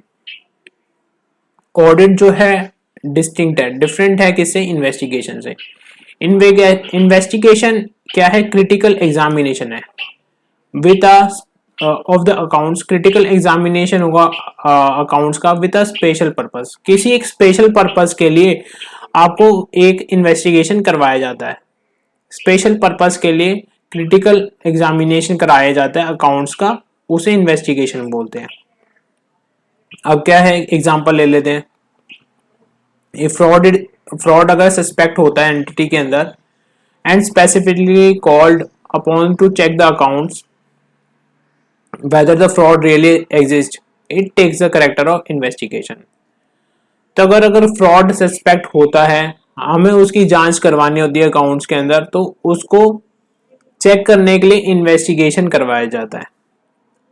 बल्कि ऑब्जेक्टिव क्या है ऑडिट का, ऑब्जेक्टिव हम ऊपर पढ़ के आए ना, क्या है ऑब्जेक्टिव, ऑब्टेन करना reasonable assurance whether the financial statement जो है फ्री है मटेरियल में स्टेटमेंट से, thereby enabling the auditor to express an opinion on the financial statements। ठीक है, और स्कोप ऑफ ऑडिट क्या हो जाएगा फिर, स्कोप ऑफ ऑडिट जो है वो जनरल है और ब्रॉड है, whereas scope of investigation क्या है, स्पेसिफिक है और नैरो है। ठीक है, इसे आप पढ़ लेना, आपको समझ में आ जाएगा बड़े आराम से। चलो मैं पढ़वा देता हूँ आपको। ऑडिट का क्या है, जनरल एग्जामिनेशन होता है, ये क्या होता है, क्रिटिकल एग्जामिनेशन होता है, डिटेल एग्जामिनेशन होता है। ऑब्जेक्टिव क्या है, रीजनेबल एश्योरेंस लेना, इसमें क्या है, एक स्पेसिफिक फैक्ट को एस्टैब्लिश करना। स्कोप में आ जाएगा, ये क्या होता है, जनरल और ब्रॉड होता है, ये होता है स्पेसिफिक और नैरो होता है। स्पेसिफिक और नैरो क्यों होता है यार, ये स्पेसिफिक एंड नैरो इसलिए होता है क्योंकि पर्टिकुलर आइटम्स से रिलेटेड होता है और पर्टिकुलर अकाउंट को चेक करने के लिए इन्वेस्टिगेशन कराया जाता है, ना कि पूरे ओवरऑल स्टेटमेंट्स को नहीं चेक करते लोग। ठीक है, फिर उसके बाद जो एविडेंसेस होते हैं इसमें परसुएसिव होते हैं और ये होते हैं कंक्लूसिव एविडेंसेस। अब इसका क्या मतलब होता है, ऑडिटर जब अपना एविडेंस ओपिनियन फ्रेम करता है ना फाइनेंशियल स्टेटमेंट्स पे, तो वो परसुएसिव एविडेंसेस के ऊपर फ्रेम करता है। मतलब कि वो ये नहीं कह सकता कि 100% ऐसा ही हुआ है, इस चीज को नहीं कह सकता, वो कंक्लूसिव का मतलब हो जाएगा। कंक्लूसिव का मतलब क्या हो जाएगा कि 100% एविडेंस ऐसा ही हुआ है। परसुएसिव का मतलब ये हो गया कि ये लेस देन 100% है, बट मैं इसमें परसुएट कर सकता हूँ, आगे बढ़ सकता हूँ अपना ओपिनियन देने के लिए, उस तरीके के मेरे पास एविडेंसेस होते हैं। पीरियड क्या है, ये ईयरली होता है ऑडिट। अच्छा, ये डिपेंड करता है रिक्वायरमेंट के बेसिस पे। ये कौन करता है, चार्टर्ड अकाउंटेंट ऑडिट करता है, ये एक्सपर्ट टीम ऑडिट करती है। इसमें अप्रोच कैसी रहती है, डाउटफुल रहती है, इसमें डाउटफुल अप्रोच नहीं रहती ऑडिट के अंदर, और इन्वेस्टिगेशन के अंदर डाउटफुल अप्रोच रहती है हमारी। ठीक है, अब हम लोग आ जाते हैं one of the important question ICA का, inherent limitations of audit. Inherent limitations of audit क्या होता है, ऐसे 200 पे लिखा हुआ है, overall objectives of an independent auditor and the conduct of an audit in accordance with standards on auditing. अब आपको क्या यहाँ तक याद करना है, ऐसे 200 में पहले ओवरऑल ऑब्जेक्टिव्स आपने याद कर लिया था, अब याद कर लो साथ में independent auditor. Overall objectives of an independent auditor, overall objectives of the independent auditor, बस ये याद कर लो। द ऑडिट रिस्क लिखा हुआ है, इनहेरेंट लिमिटेशंस में लिखा हुआ है, the audit risk not expected to and cannot reduce the audit risk to zero. Audit risk कभी भी जीरो नहीं हो सकता, क्यों नहीं हो सकता, ठीक है, and can not therefore obtain absolute assurance. Absolute assurance भी इसलिए हम ऑब्टेन नहीं कर सकते that the financial statement free है किससे, मटेरियल मिसस्टेटमेंट से। This is because the inherent limitations of an audit. अभी हमने ऊपर भी बात करी थी जब हम लोग रीजनेबल एश्योरेंस पढ़ रहे थे कि भाई ऑडिटर रीजनेबल एश्योरेंस क्यों ले पाता है, क्योंकि इनहेरेंट लिमिटेशंस है ऑडिट में, इस वजह से वो एब्सोल्यूट एश्योरेंस नहीं ले सकता और ऑडिट रिस्क को कभी भी जीरो नहीं कर सकता। विच रिजल्ट्स, इनहेरेंट लिमिटेशंस में क्या लिखा है आगे, which results the most audit evidence on which the auditor draws conclusion, जिसमें ऑडिटर अपना कंक्लूजन ड्रॉ करेगा वो क्या होते हैं, परसुएसिव एविडेंसेस होते हैं, वो परसुएसिव एविडेंस होते हैं रेदर देन कंक्लूसिव एविडेंसेस। अभी हम लोगों ने 2 मिनट पहले ही पढ़ा है परसुएसिव और कंक्लूसिव का मतलब।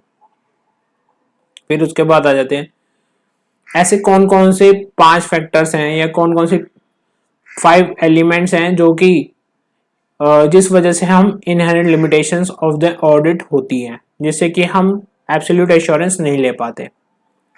पहला है nature of financial reporting. Nature of financial reporting में पहला पॉइंट है preparation of financial statement involve judgement by management.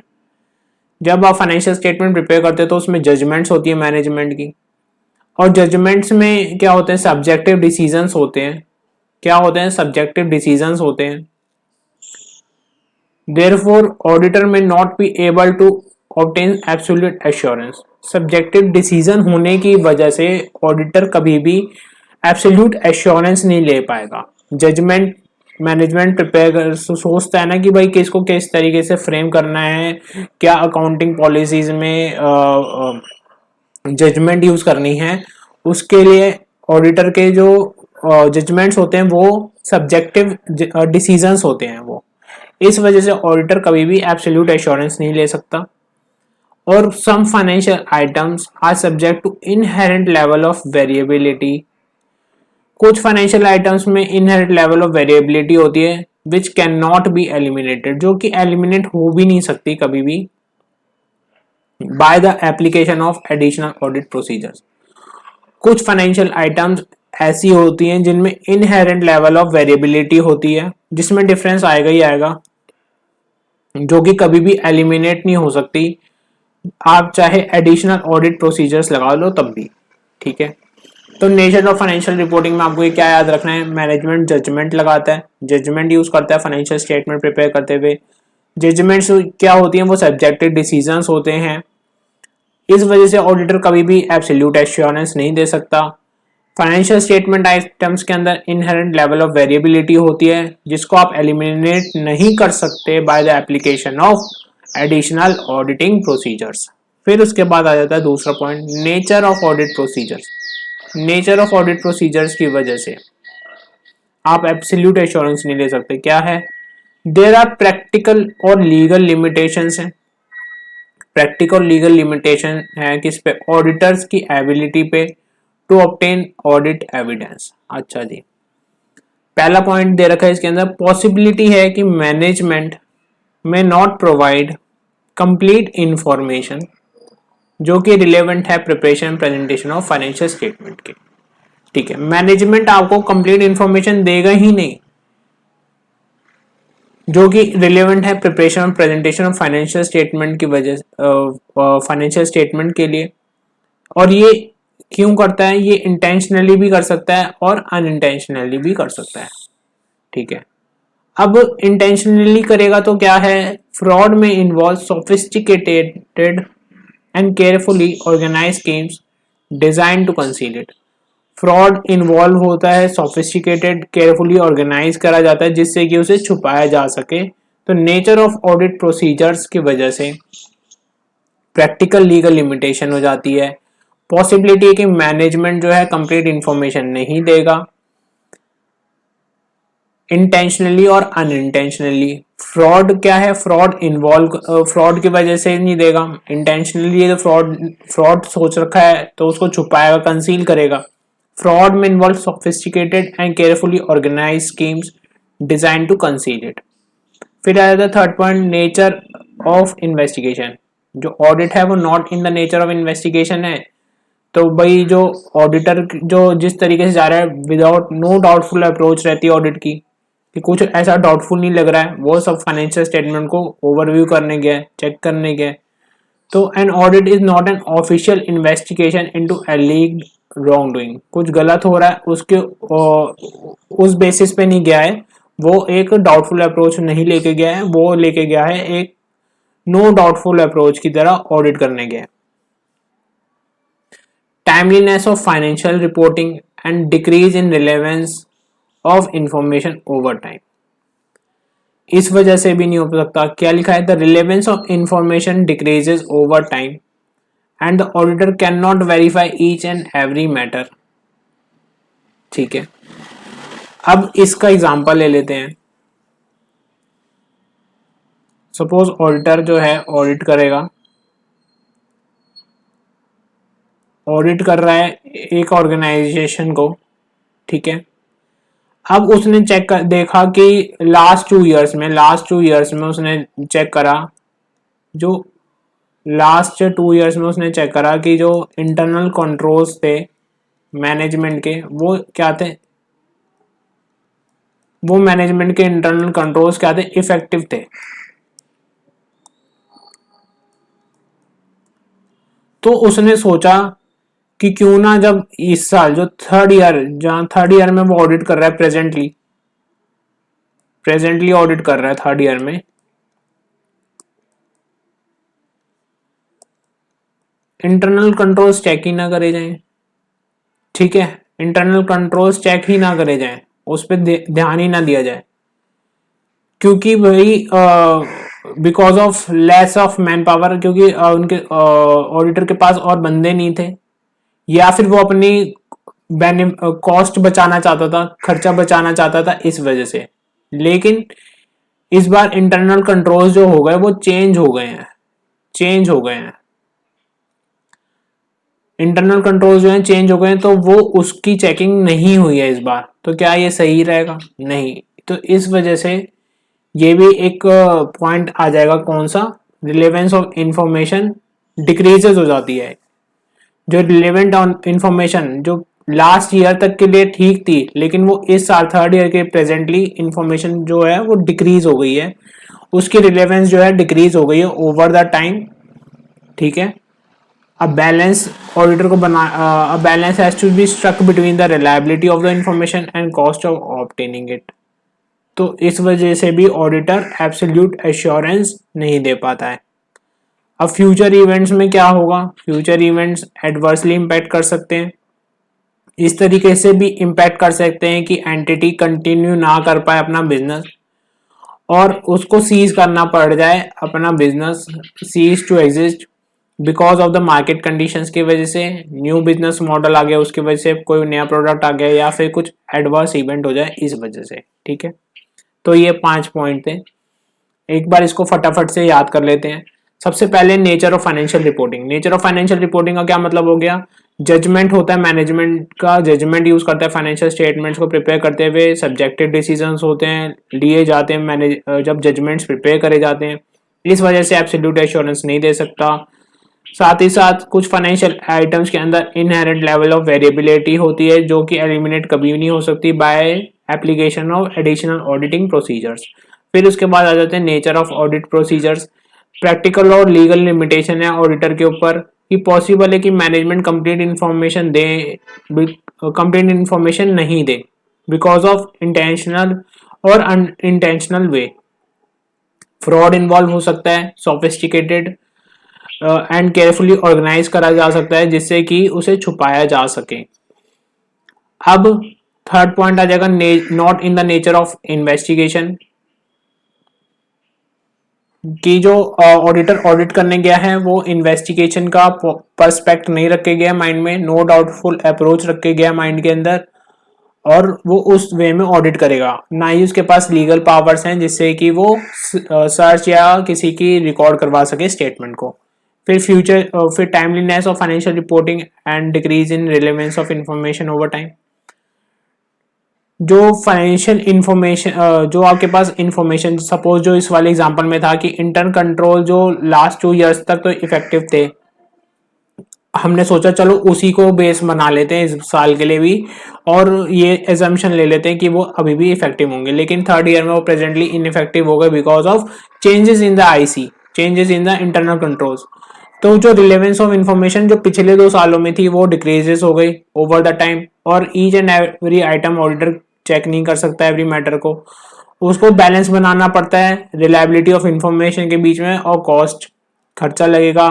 तो इस चक्कर में हम लोग तब भी एब्सोल्यूट एश्योरेंस नहीं ले सकते। फ्यूचर इवेंट क्या होंगे वो एडवर्सली इफेक्ट कर सकते हैं, इस तरीके से इफेक्ट कर सकते हैं कि एबिलिटी ना रहे कंटिन्यू इट्स बिजनेस, और बिजनेस ठप हो जाए because of market conditions, new business model की वजह से, या फिर कुछ एडवर्स इवेंट होने की वजह से।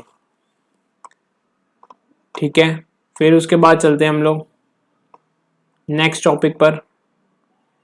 नेक्स्ट टॉपिक आ जाएगा हमारा एंगेजमेंट। ठीक है, एंगेजमेंट क्या होता है?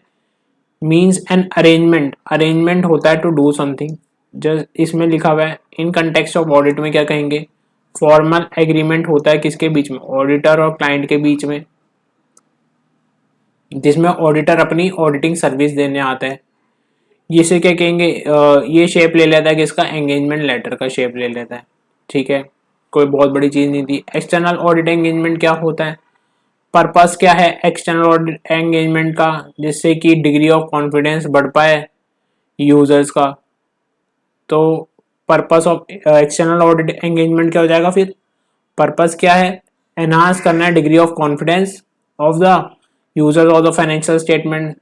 सच एंगेजमेंट्स को हम लोग रीजनेबल एश्योरेंस एंगेजमेंट इसलिए भी कह सकते हैं क्योंकि हमें यहाँ पे हाई लेवल एश्योरेंस बोल सकते हैं हमें, ना कि इसे एब्सोल्यूट एश्योरेंस नहीं कह सकते। ठीक है ना, जो आपको ऑडिट के लिए सपोज बुलाया है तो आप उसको रीजनेबल एश्योरेंस एंगेजमेंट भी कह सकते हो।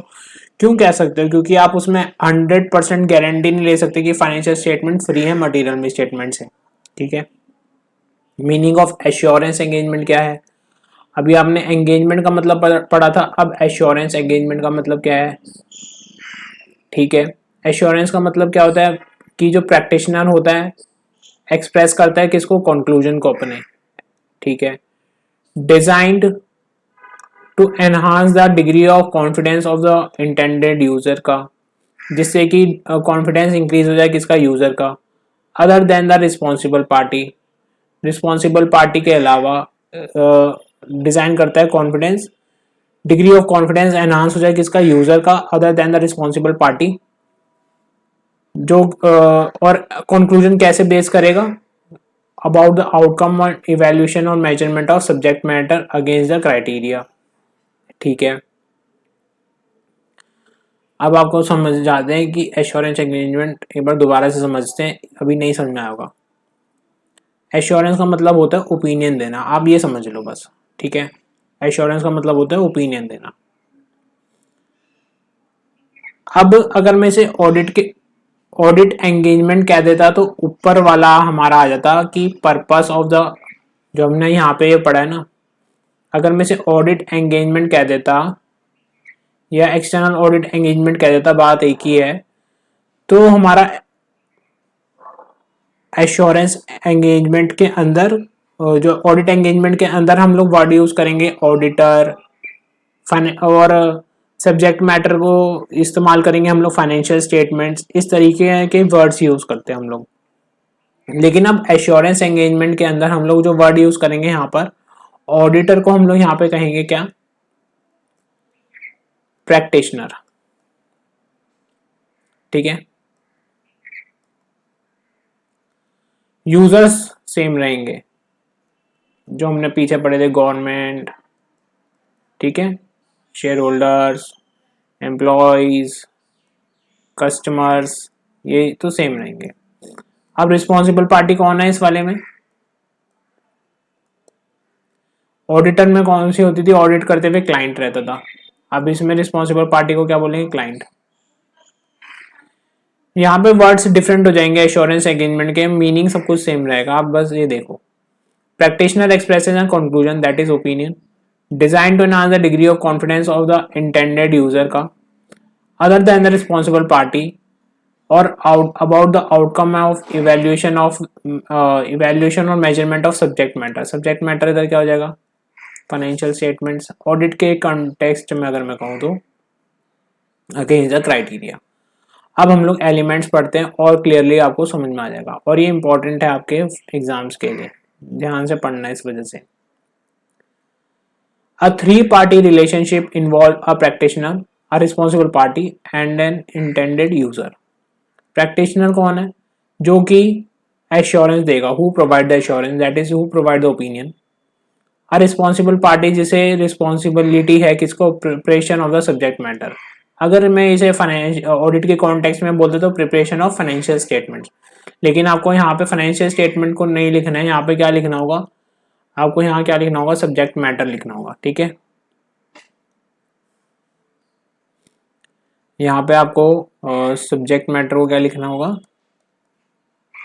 सब्जेक्ट मैटर लिखना है आपको, जहाँ पे हम लोग फाइनेंशियल स्टेटमेंट्स में यूज करते थे वर्ड. ठीक है,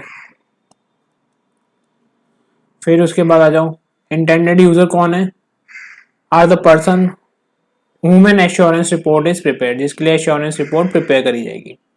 फिर आ जाओ सब्जेक्ट मैटर क्या है, it refer to the information to be examined by the practitioner, मतलब वही financial statements to be examined by the practitioner. Suitable criteria क्या होंगे, बेंचमार्क्स जो कि यूज करेगा auditor, just like standards on auditing use करेगा ऑडिट के context में अगर कह दूं तो, guidance, laws, rules and regulations. फिर ऑब्टेन क्या करेगा, sufficient appropriate audit evidence. Sufficient का क्या मतलब होता है, हम लोग प्रॉपर पढ़ेंगे इसको ऐसे 500 में, लेकिन फिर भी यहाँ पे समझ लो. सफिशिएंट का मतलब होता है क्वांटिटी से, सफिशिएंट का मतलब होता है क्वांटिटी से, और एप्रोप्रिएट का मतलब होता है क्वालिटी से, कि जो आपको एविडेंस मिला है वो क्वांटिटी में कैसा है और उसकी क्वालिटी क्या है. ठीक है,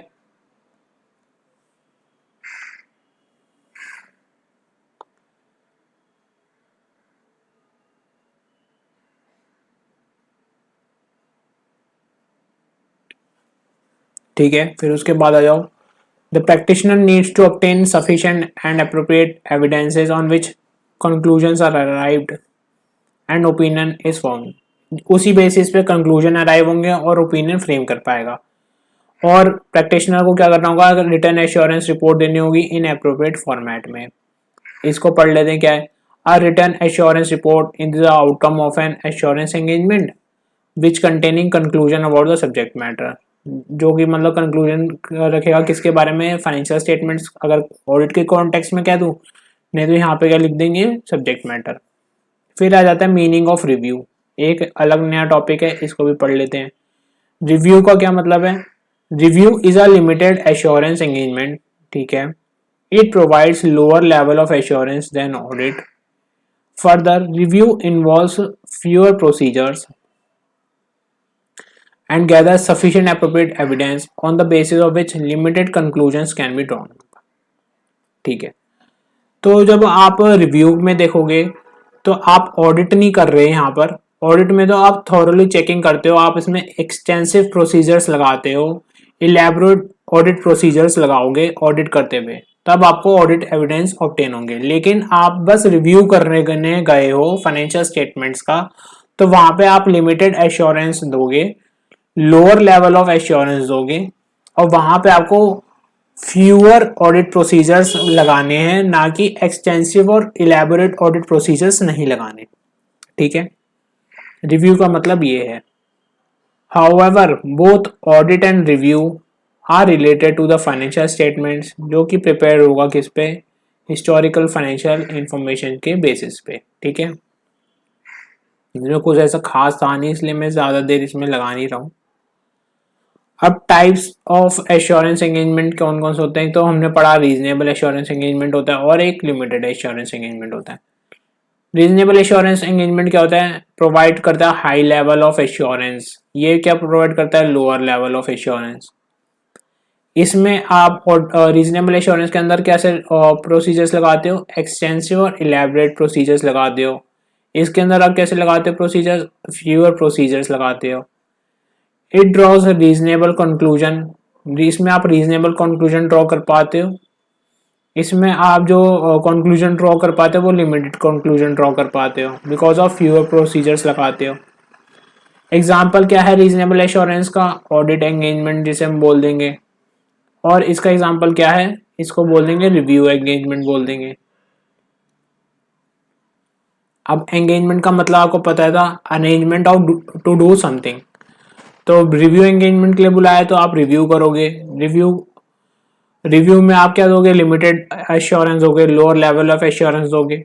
आप उसमें फ्यूअर प्रोसीजर्स लगाओगे, फ्यूअर प्रोसीजर्स लगाओगे तो आप लिमिटेड कंक्लूजन ड्रॉन अप कर पाओगे। ठीक है। अच्छा, ऑडिट के बेनिफिट्स क्या होते हैं, और अब कोई आपसे पूछ ले कि ऑडिट के क्या बेनिफिट्स होते हैं तो आपको पता होना चाहिए। इसका मतलब होता है पहला बेनिफिट है, audited accounts provide high quality information. जो ऑडिटेड अकाउंट्स होते हैं वो हाई क्वालिटी इंफॉर्मेशन देते हैं। It gives confidence to the users that the information they are relying is qualitative. जो ये कॉन्फिडेंस देते हैं किसको, यूजर्स को, कि जो इंफॉर्मेशन वो यूज करने वाले हैं वो क्वालिटेटिव है, और जो आउटकम है वो कैरी आउट हुआ है किसके थ्रू, ऑडिटिंग स्टैंडर्ड्स के थ्रू। जो उन्हें आउटकम बताया जा रहा है, जो उन्हें कंक्लूजन बताया जा रहा है, वो बेस कैसे बना है, ऑडिटिंग स्टैंडर्ड्स के थ्रू, जो कि रिकॉग्नाइज है ग्लोबली। ठीक है। अब दूसरा बेनिफिट है कि ये इंटरेस्ट को सेफगार्ड करता है। कैसे, जो शेयर होल्डर्स होते हैं वो डेली अफेयर्स में नहीं इन्वॉल्व हो सकते। मैं तो क्या होता है, इस वजह से शेयर होल्डर अपॉइंट करते हैं किसको, एक इंडिपेंडेंट ऑडिटर को, जिससे कि वो इंडिपेंडेंट मैकेनिज्म लगा पाए और क्वालिटेटिव और रिलायबल तरीके से फाइनेंशियल इंफॉर्मेशन को चेक कर पाए। इससे क्या होगा, इंटरेस्ट भी सेफ गार्ड हो जाएगा। ऑडिट एक्ट कैसे करता है, मॉरल चेक करता है एम्प्लॉयज में, जिससे कि एम्प्लॉयज कमिट नहीं कर पाए फ्रॉड, और उनको डर बनाना है कि उनका जो फ्रॉड है वो नहीं तो डिस्कवर हो जाएगा। तो ऑडिट इस तरीके से भी हेल्प करता है। ऑडिट गवर्नमेंट की भी हेल्प करता है, जिससे कि डिटरमाइन हो सके टैक्स लायबिलिटीज। ऑडिट हेल्प करता है किसकी, लैंडर्स की हेल्प करता है, जिससे कि उन्हें लोन देना है उस एंटिटी को या नहीं देना है, उसके बारे में वो डिसाइड कर पाते हैं। ठीक है। फिर है कि ऑडिट डिटेक्ट क्या करता है, फ्रॉड और एरर्स को भी डिटेक्ट कर लेता है, या अगर दोनों हैं तो दोनों को डिटेक्ट कर लेता है। और ऑडिट क्या करता है, ऑडिट रिव्यू करता है extensive and operations of various controls. जो ऑर्गेनाइजेशन ने वेरियस कंट्रोल लगाए रखे होते हैं, ऑपरेटिंग कंट्रोल्स लगा रखे होते हैं, उनको क्या करता है, एक्सटेंसिवली रिव्यू कर लेता है और उसमें डेफिशिएंसी को पॉइंट आउट कर देता है। तो ये इंपॉर्टेंस है। लेकिन अब इसे याद कैसे करना है, मेन बात तो यही है ना। तो आपको इसे याद करने के लिए टेक्निक बनानी है।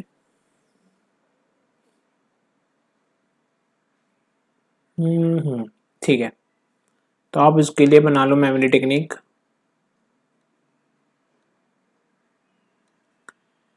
एच से हो जाएगा हाई क्वालिटी इंफॉर्मेशन, आई से हो जाएगा इंटरेस्ट सेफगार्ड, एम से हो जाएगा मॉरल चेक। तो हिम जी एल जी से हो जाएगा गवर्नमेंट और लैंडर्स। दोनों को क्या हेल्प करता है, गवर्नमेंट को हेल्प करता है determine the tax liability, lander को हेल्प करता है कि लोन देना है कि नहीं देना, और फ्रॉड डिटेक्ट कर लेता है, और ई से एक्सटेंसिव रिव्यू कर लेता है किसका, कंट्रोल्स के बारे में, और कोई पॉइंट आउट कर देता है किसको, डेफिशिएंसीज को। ठीक है। तो आपको इसके लिए निमोनिक याद रखना है, him GLFE, him GLFE। Benefits of audit के लिए हिम GLFE 5 बार रिपीट करो, him GLFE, him GLFE, him GLFE, him GLFE, him GLFE। ठीक है। फिर चलते हैं, ऑडिट क्या मैंडेटरी है, ऑडिट क्या मैंडेटरी है या वॉलंटरी है। Audit is not necessary that audit is always legally mandatory, legally हमेशा मैंडेटरी नहीं है, लेकिन कंपनीज के केस में मैंडेटरी है। नॉन कॉर्पोरेट एंटिटीज के केस में मैंडेटरी हो सकता है अगर उनकी जो है लिमिट क्रॉस हो जाएगी अंडर टैक्स लॉज के हिसाब से। कुछ एंटिटीज जैसे स्कूल्स हो सकते हैं, उनको ऑडिट इसलिए करवाते हैं कि उन्हें ग्रांट असिस्ट हो जाए गवर्नमेंट से। So audit is not always mandatory. और मैन एंटिटीज इस वजह से भी ऑडिट करा लेती हैं वॉलंटरीली, जिससे कि उन्हें बेनिफिट हो जाए for the process of audit. जो प्रोसेस ऑफ ऑडिट से उनको बेनिफिट हो जाता है, ठीक है। और बेनिफिट्स अभी हम लोग ऊपर पढ़ के ही आए हैं कौन कौन से बेनिफिट्स हैं कि फ्रॉड डिटेक्ट हो जाएगा, मॉरल चेक रहता है एम्प्लॉयज के ऊपर, ये सारे। तो इस वजह से भी एंटिटीज कुछ ऑडिट करवा लेती हैं। अब कौन अपॉइंट करता है auditor? In case of companies के केस में शेयर होल्डर्स अपॉइंट करते हैं, ठीक है। गवर्नमेंट कंपनीज के केस में आपका शेयर होल्डर्स नहीं अपॉइंट करते, उनके लिए स्पेसिफिकली अथॉरिटी बनी हुई है, वो अपॉइंट करेंगे कौन? Controller and auditor general of India. इसे हम प्यार से सीएजी बोलते हैं। एक बार फिर से बोल दो, गवर्नमेंट कंपनीज के केस में कौन अपॉइंट करता है? Controller and auditor general of India. Firm के केस में पार्टनरशिप पार्टनर्स जो होंगे, फर्म के केस में पार्टनर्स अपॉइंट करेंगे। किसी भी सिचुएशन में अगर ऐसा होता है तो गवर्नमेंट अथॉरिटी भी अपॉइंट कर सकती है जब उन्हें ऐसा लगेगा अंडर एनी टैक्स लॉ की वजह से, तो वो ऑडिटर की कुछ ऐसी सिचुएशन में अपॉइंट कर सकते हैं, ठीक है। अब रिपोर्ट किसे सबमिट करनी होगी? To whom the report is submitted by an auditor. जिसने ऑडिटर को बुलाया भाई उसी को ही आपको रिपोर्ट सबमिट करनी होगी। The outcome of an audit of return audit report in which the auditor expresses an opinion, report is submitted to the person who making his appointment, जो उसकी अपॉइंटमेंट कर रहा है। जस्ट लाइक कंपनीज के case में shareholders हो गए, firm के केस में पार्टनर्स हो गए, ठीक है। कुछ था नहीं इसमें, कुछ था नहीं कि इसमें रुका जाए, वेट करा जाए, इसलिए फटाफट हो गया ये वाला टॉपिक। अब क्वालिटीज ऑफ ऑडिटर क्या होंगी? तो जो फर्स्ट 2 पॉइंट्स हैं ये तो आपका मसाला एक तरीके से जो आपको लिखना होगा अगर ये पॉइंट आ जाता है तो। Auditor is concern with the reporting of financial matters. Auditor का कंसर्न किससे है? रिपोर्ट करना किस पे? फाइनेंशियल मैटर्स पे। Financial matters are prone to human fallibility, errors and fraud. Financial matters prone है किससे? ह्यूमन फैलिबिलिटी से। मतलब फैलिबिलिटी का मतलब क्या होता है? Tendency to make mistakes, tendency to make mistakes. तो फाइनेंशियल मैटर्स जो है प्रोन है किससे? ह्यूमन फैलिबिलिटी से। देखो ये वर्ड जरूर लिख के आना आप, अगर ये क्वेश्चन आ जाए तो आईसीआई आपको खुश होकर मार्क्स देगा, तब देख लेना। फिर उसके बाद आपको क्वालिटीज ऑफ ऑडिटर में क्या लिखना होगा? टैक्ट होना चाहिए auditor, caution, firmness, good temper, integrity, discretion, industry, judgement, patience, clear headedness and reliability. ये क्या है? Good are some of the qualities of which an auditor should have. Auditor के पास और क्या होनी चाहिए? हाई डिग्री ऑफ इंटीग्रिटी होनी चाहिए, जो कि उसे कब आती है? इंटीग्रिटी कब आती है? जब उसके पास इंडिपेंडेंस होता है। ऑडिटर होल्ड करता है पोजीशन कौन सा? ट्रस्ट का होल्ड करता है। और उसके पास बेसिक ह्यूमन क्वालिटीज भी होनी चाहिए। उसके पास क्या होनी चाहिए क्वालिटीज के अंदर? Must have the knowledge of an expert level की नॉलेज होनी चाहिए with respect to the financial statements. और एग्जॉस्टिव नॉलेज होनी चाहिए। एक तो नॉलेज होनी चाहिए क्या? एक्सपर्ट लेवल की with respect to financial statement, और एग्जॉस्टिव नॉलेज होनी चाहिए किसकी? अकाउंटिंग प्रिंसिपल्स की, टेक्निक्स की, जो कि क्या होंगे? नेसेसरी हैं और during the practice of audit, ठीक है। आपको यहाँ पे वर्ड क्या लिखना होगा? साइन क्वा नन लिखना होगा। लेकिन नेसेसरी का क्या मतलब होता है? Sign qua none. और यहाँ पे अगर ये क्वेश्चन आ गया तो अगर आपने ये वर्ड्स लिखने हैं, ह्यूमन फैलिबिलिटी, ये वाला पूरा लाइन लिखनी है, टैक्ट से लेकर रिलायबिलिटी तक, ये पूरे कीवर्ड्स लिखने हैं। प्लस लास्ट में जब आप ये वाली लाइन लिखोगे, exhaustive knowledge of accounting principles and techniques is a sine qua non लिखना है, जिसका मतलब होता है कि नेसेसरी। तो इससे क्या होगा? जब आप ऐसी ऐसी वर्ड्स लिखोगे ना आईसीआई के अंदर पेपर में, तो आप देखना आराम से आप ऑटोमेटिकली आईसीआई आपको खुश होकर पास करेगा। अब ये याद कैसे होगा? ये वाली जो लाइन है टैक्ट, कॉशन, फर्मनेस, इसके लिए कीवर्ड याद कर लो। ये वाला जो निमोनिक है इसे याद कर लो। TCF, GID, IJP, CR। फिर से बोलेंगे एक बार, TCF, GID, IJP, CR। TCF क्या है full form? Tact, caution, firmness. GID से क्या हो जाएगा? Good temper, integrity, discretion. फिर IJP क्या हो जाएगा? Industry, judgement, patience. CR से क्या हो जाएगा? Clear headedness and reliability. अच्छा, ऑडिटर के पास इंटीग्रिटी कैसे आती है? जब उसके पास इंडिपेंडेंस होगा, वो होल्ड करते कौन सा पोजीशन? पोजीशन ऑफ ट्रस्ट का, और उसके पास बेसिक ह्यूमन क्वालिटीज भी होनी चाहिए। उसके पास नॉलेज होनी चाहिए किसकी? फाइनेंशियल स्टेटमेंट्स की, वो भी एक्सपर्ट लेवल पर। और उसके पास एग्जॉस्टिव नॉलेज होनी चाहिए किसकी? अकाउंटिंग प्रिंसिपल्स की और टेक्निक्स की, जो कि नेसेसरी है while carrying out the practice of audit. ठीक है, फिर उसके बाद आ जाते हैं नेक्स्ट टॉपिक पे, एंगेजमेंट स्टैंडर्ड्स क्या होते हैं और क्वालिटी कंट्रोल क्या होता है। The following standards issued by the ICAI council are collectively known as engagement standards. Standards on auditing, standards on review engagements, standards on assurance engagements, standards on related services। ठीक है, इन सबको अगर collectively बोल दिया जाए, तो इसे क्या बोलते हैं? एंगेजमेंट स्टैंडर्ड्स बोलते हैं। क्या बोलते हैं? एंगेजमेंट स्टैंडर्ड्स बोलते हैं। एंगेजमेंट स्टैंडर्ड्स बोलते हैं। और ये इशू कौन करता है? ICAI इशू करता है। ये स्टैंडर्ड्स कौन इशू करता है? ICAI इशू करता है। ठीक है, ICAI इशू करता है।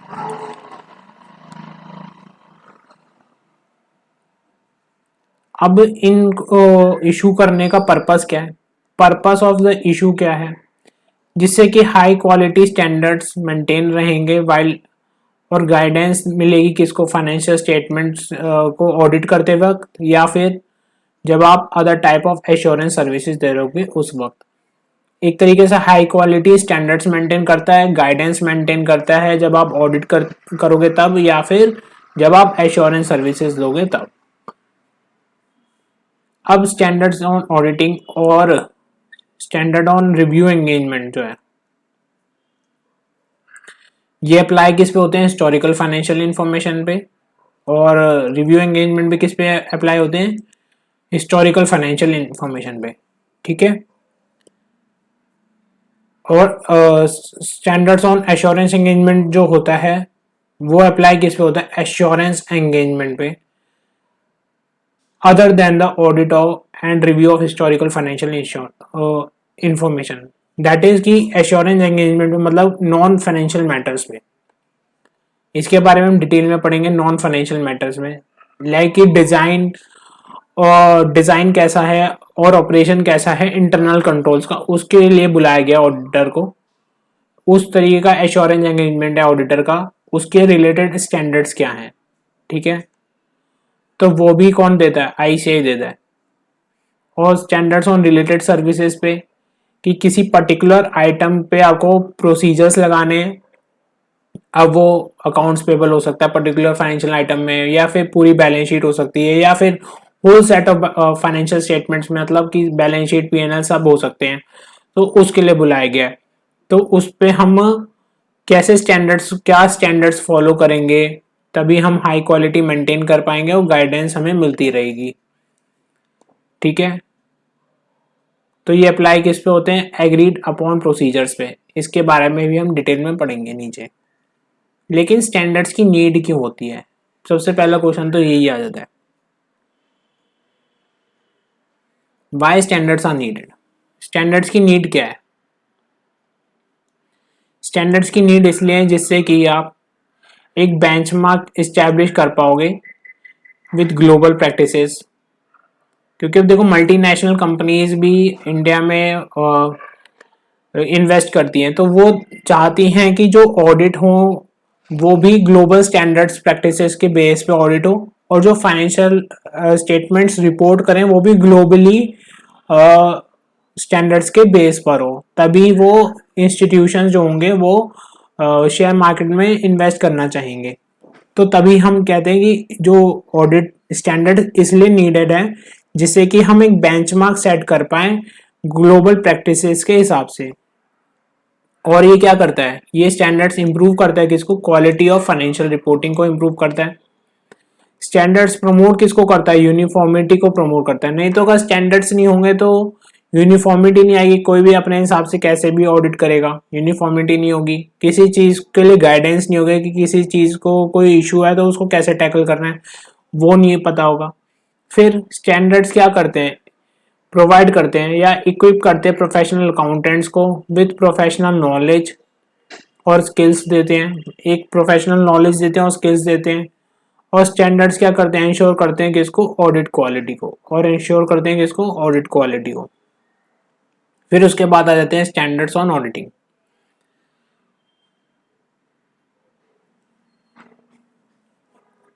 स्टैंडर्ड्स ऑन ऑडिटिंग आ जाते हैं। स्टैंडर्ड ऑन ऑडिटिंग में क्या है, SAs apply in the context of financial statements पे अप्लाई होता है, बाय इंडिपेंडेंट ऑडिटर अप्लाई करता है। रिमेंबर करना है कि ऐसे अप्लाई किस पे होता है, हिस्टोरिकल फाइनेंशियल इंफॉर्मेशन पे अप्लाई होता है। ये स्टैब्लिश क्यों करते हैं, इस्टेब्लिश करते हैं हाई क्वालिटी बेंचमार्क इस्टेब्लिश करते हैं। ऐसे क्या करता है, वाइड रेंज ऑफ इश्यूज को कवर करता है। ऐसे क्या करता है, वाइड रेंज ऑफ इश्यूज को कवर करता है कि भाई ओवरऑल ऑब्जेक्टिव्स क्या रहेंगे ऑडिटर के, ये हमने पढ़ी लिया ऐसे 200 में। ऑडिट डॉक्यूमेंटेशन क्या होगा, डॉक्यूमेंटेशन कैसे करेंगे, प्लानिंग कैसे करेंगे, रोमम को कैसे, रिस्क ऑफ मटेरियल में स्टेटमेंट, इसको प्यार से रोमम बोलेंगे हम लोग आगे, जब हम आगे पढ़ेंगे तो इसको हम प्यार से रोमम कहेंगे। आइडेंटिफाई और एसेस कैसे करेंगे रिस्क ऑफ मटेरियल में स्टेटमेंट को, सैम्पलिंग कैसे करें, ऑडिट एविडेंस कैसे ऑब्टेन करें या उसके रिलेटेड एस्पेक्ट्स क्या होने चाहिए ऑडिट एविडेंस के रिलेटेड, फॉर्म कैसे करेंगे ओपिनियन, और रिपोर्टिंग कैसे करेंगे फाइनेंशियल स्टेटमेंट्स में। तो इन सब चीज़ों के वेरियस इश्यूज हैं वो उसको एड्रेस करता है। अब एड्रेस कैसे करेगा, स्टैंडर्ड्स कौन कौन से हैं, ऐसे 200 एड्रेस करता है ओवरऑल ऑब्जेक्टिव्स को, 230 ऑडिट एविडेंस ऑडिट डॉक्यूमेंटेशन को, ऐसे 315 identify assessing risk of material में स्टेटमेंट को एड्रेस करेगा, ऐसे 500 ऑडिट एविडेंस को, और ऐसे 700 ऑडिट ओपिनियन कैसे फ्रेम करना है उस पर। ठीक है, ये आपको सारे ऐसे इसके नंबर धीरे धीरे याद होते जाएंगे। अभी अब आपको बस ऐसे 200 पूरे याद कर लेते हैं। देखो पहले ऐसे 200 में हमने याद करा था यार, ओवरऑल ऑब्जेक्टिव्स याद करा था पहले, तो इतना तो सबको याद होगा, ओवरऑल ऑब्जेक्टिव्स, ओवरऑल ऑब्जेक्टिव्स, ये तो हम सबको याद हो गया था। ऑफ द इंडिपेंडेंट ऑडिटर, ये भी याद हो गया था।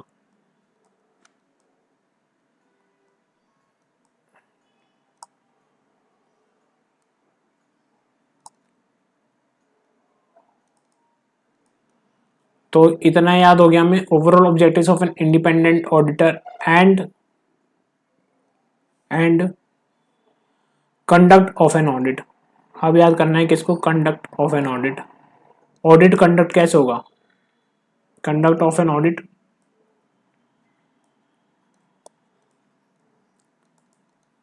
इन accordance with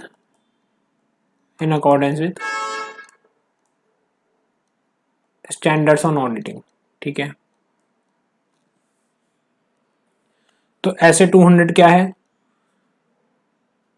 overall objectives of the independent auditor and conduct of an audit in accordance with standards on auditing. 2 बार हम लोग पढ़ेंगे, 3 बार पढ़ेंगे, हमें याद होता चल जाएगा, लेकिन हमें पहले के 5 शब्द याद है, overall objectives of an independent auditor, और अब याद करना है एंड, फिर उसके बाद याद करना है conduct of an audit, audit कैसे कंडक्ट करेंगे इन accordance with standards on auditing. ठीक है, फिर उसके बाद आ जाओ standards on review engagements. Standard on review engagements, इसमें आपको क्या करते हो, जब हमने ऊपर पढ़ा था ना रिव्यू एंगेजमेंट में, रिव्यू हमने पढ़ा था, रिव्यू में क्या होता है, लोअर लेवल ऑफ एश्योरेंस मिलती है, लिमिटेड एश्योरेंस होती है, फ्यूअर प्रोसीजर्स लगाते हैं। ठीक है, और आप लिमिटेड कंक्लूजन ड्रॉ कर पाते हो। तो SRE apply in the context और रिव्यू ऑफ फाइनेंशियल स्टेटमेंट्स में लगता है। ये आपको क्या करता है, लिमिटेड एश्योरेंस देता है, फ्यूअर प्रोसीजर्स लगाते हैं एज कम्पेयर टू ऑडिट। मतलब हमें ये सब याद है ऑटोमेटिकली। बस ये दो एग्जांपल्स याद करने होंगे जब भी क्वेश्चन आता है ना आपका, तो स्टैंडर्ड्स ऑन ऑडिटिंग और स्टैंडर्ड्स ऑन रिव्यू एंगेजमेंट, इसके ऊपर क्वेश्चन आएगा अगर लिखने को आएगा थ्योरी पूरा। तो आपको इसके तो 3 पॉइंट्स ये याद ही हैं, बस आपको एक एग्जाम्पल जरूर याद कर लेना, ये धीरे धीरे आपको एग्जाम्पल भी याद हो जाएंगे।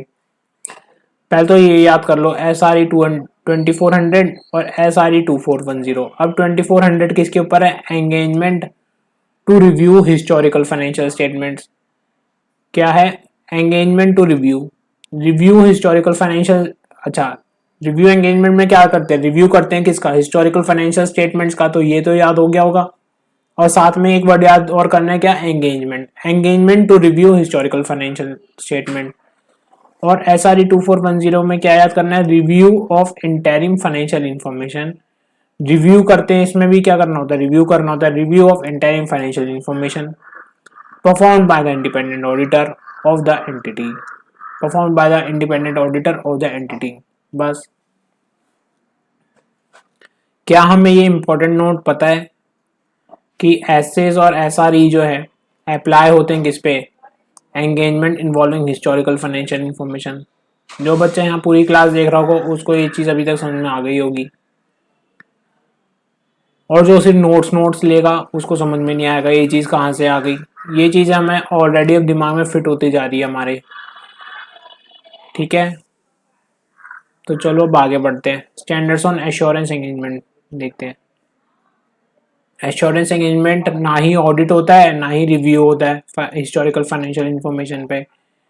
ये जो एंगेजमेंट होता है वो प्रोवाइड करता है एश्योरेंस रिगार्डिंग किसके ऊपर, नॉन फाइनेंशियल मैटर्स के ऊपर। कभी भी यार अगर ये आ जाए MCQ में, आपको ये वर्ड याद रख लेना, नॉन फाइनेंशियल मैटर होता है। लाइक डिजाइन एंड ऑपरेशन कैसा है इंटरनल कंट्रोल्स का। ठीक है, साथ ही साथ इसमें और क्या आ जाएगा आपका, एग्जाम्पल्स दे रखे हैं, इसे इसे एक बार पढ़ लेना। SAE 3400 examination of prospective financial information. SAE 3420 assurance engagement to report on the compilation of pro forma financial information included in prospectus. अब ये जो आपका SREs, SAE या SRS का कुछ भी इंक्लूडेड है वो फाइनल लेवल पर है। अगर आप इंटर में देखोगे तो स्टैंडर्ड्स ऑन ऑडिटिंग के बारे में आप पढ़ोगे, सब में जितने भी चैप्टर्स आपके सारे स्टैंडर्ड्स ऑन ऑडिटिंग को कवर कर रहे हैं या फिर कुछ और फाइनेंशियल स्टेटमेंट आइटम्स को लेकर कवर कर रहे हैं, इन सब चीज़ों पर है। लेकिन SRS, SAE या SRE को रिलेटेड कुछ कवर नहीं है। ठीक है, स्टैंडर्ड्स ऑन रिलेटेड सर्विसेज क्या है, SRS अप्लाई होता है, SRS उन एंगेजमेंट पे अप्लाई होता है जिसमें आपको परफॉर्म करना होता है agreed upon procedures. Agreed upon procedures इसका क्या है, कीवर्ड है, regarding the financial information. For example an engagement to perform agreed upon procedures किस पे हो सकता है, may require auditor to perform certain procedure, आपको परफॉर्म करने होंगे किस पे, individual items of financial data. वो कौन सी हो सकती है, अकाउंट्स पेबल हो सकता है, अकाउंट्स रिसीवेबल हो सकता है, परचेजेस हो सकता है, सेल्स हो सकता है, कोई प्रॉफिटेबल सेगमेंट हो सकता है एंटिटी का, या बैलेंस शीट हो सकती है, या complete set of financial statements भी हो सकते हैं। इस एंगेजमेंट के अंदर प्रैक्टिशनर को बुलाया जाता है क्योंकि वो असिस्ट कर पाए हमारे मैनेजमेंट को। एंटिटी कहती है हमारे मैनेजमेंट को असिस्ट कर दो प्रिपरेशन में और presentation of historical financial information में without obtaining assurance on that, और उससे कोई एश्योरेंस नहीं ली जाती। भाई जो प्रिपेयर कर रहा है फाइनेंशियल स्टेटमेंट, अब यहाँ पे मैनेजमेंट को असिस्ट कर रहा है तो एक तरीके से हेल्प कर रहा है उनकी प्रिपरेशन करने में फाइनेंशियल स्टेटमेंट्स। तो वहां पे ऑडिटर अपना ओपिनियन देने का नहीं, यहाँ पे कॉन्ट्राडिक्ट होगा। ठीक है, कंपनीज एक्ट में एक सेक्शन दे रखा है, वहां पे कॉन्ट्राडिक्ट होगा कि आप अगर ऑडिट करने गए हो तो कुछ आप सर्विसेज नहीं दे सकते, तो उसमें ये पार्ट आ जाएगा। तो यहाँ पे ऑडिटर ओपिनियन नहीं देगा उस पे फाइनेंशियल स्टेटमेंट्स पे। ठीक है, सच टाइप ऑफ कंपाइलेशन एंगेजमेंट जो होते हैं, सच टाइप ऑफ कंपाइलेशन एंगेजमेंट जो होते हैं related services and practitioner issues, स्टेटिंग is not N assurance engagement.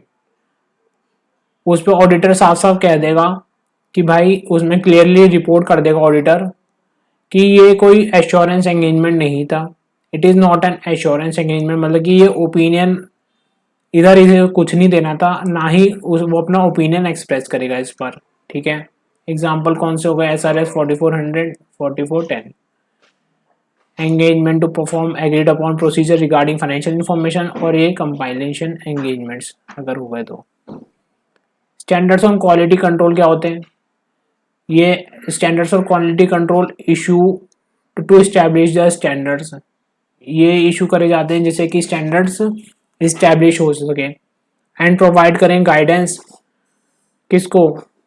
Firm को, रिगार्डिंग द फर्म रिस्पॉन्सिबिलिटी, कि वो क्वालिटी कंट्रोल मेंटेन कर पाए ड्यूरिंग द ऑडिट करते हुए, रिव्यू करते हुए, जब हिस्टोरिकल फाइनेंशियल स्टेटमेंट्स कर रहे हैं, या फिर एश्योरेंस, अगर कोई एश्योरेंस एंगेजमेंट है तो, या फिर रिलेटेड सर्विस एंगेजमेंट है तो। Basically standards of quality control क्यों रेज करे जाते हैं? जिससे कि आप क्वालिटी मेंटेन रखें। अब ये किसको फॉलो करने होते हैं? फर्म को फॉलो करने होते हैं, फर्म की रिस्पॉन्सिबिलिटी होती है।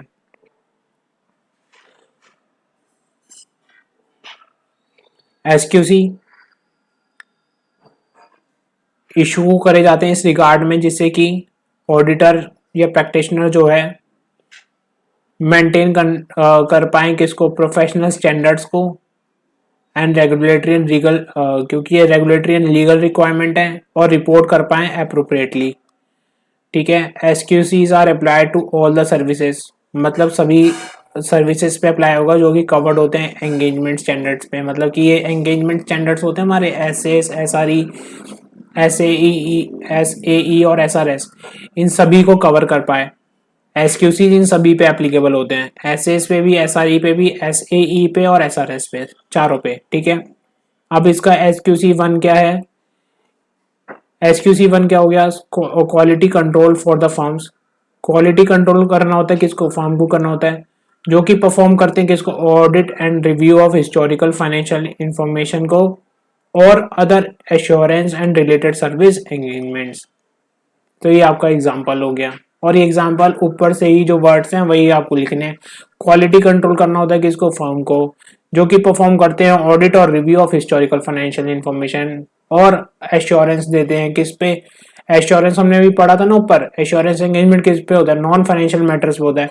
एंड अदर एश्योरेंस हो गया, वहां से ले लिया। And related service engagement, related service engagement क्या होता है? एग्रीड अपॉन प्रोसीजर्स लगाने होते हैं आपको किसी पर्टिकुलर फाइनेंशियल आइटम के ऊपर। अकाउंट्स पेबल पे हो सकता है, अकाउंट रिसीवेबल पे हो सकता है, या फिर बैलेंस शीट पे हो सकता है, या फिर किसी particular set of financial statement item पे हो सकता है। और आपको इसलिए प्रैक्टिशनर को बुलाया जाता है कि जिससे आप मैनेजमेंट को असिस्ट कर पाओ।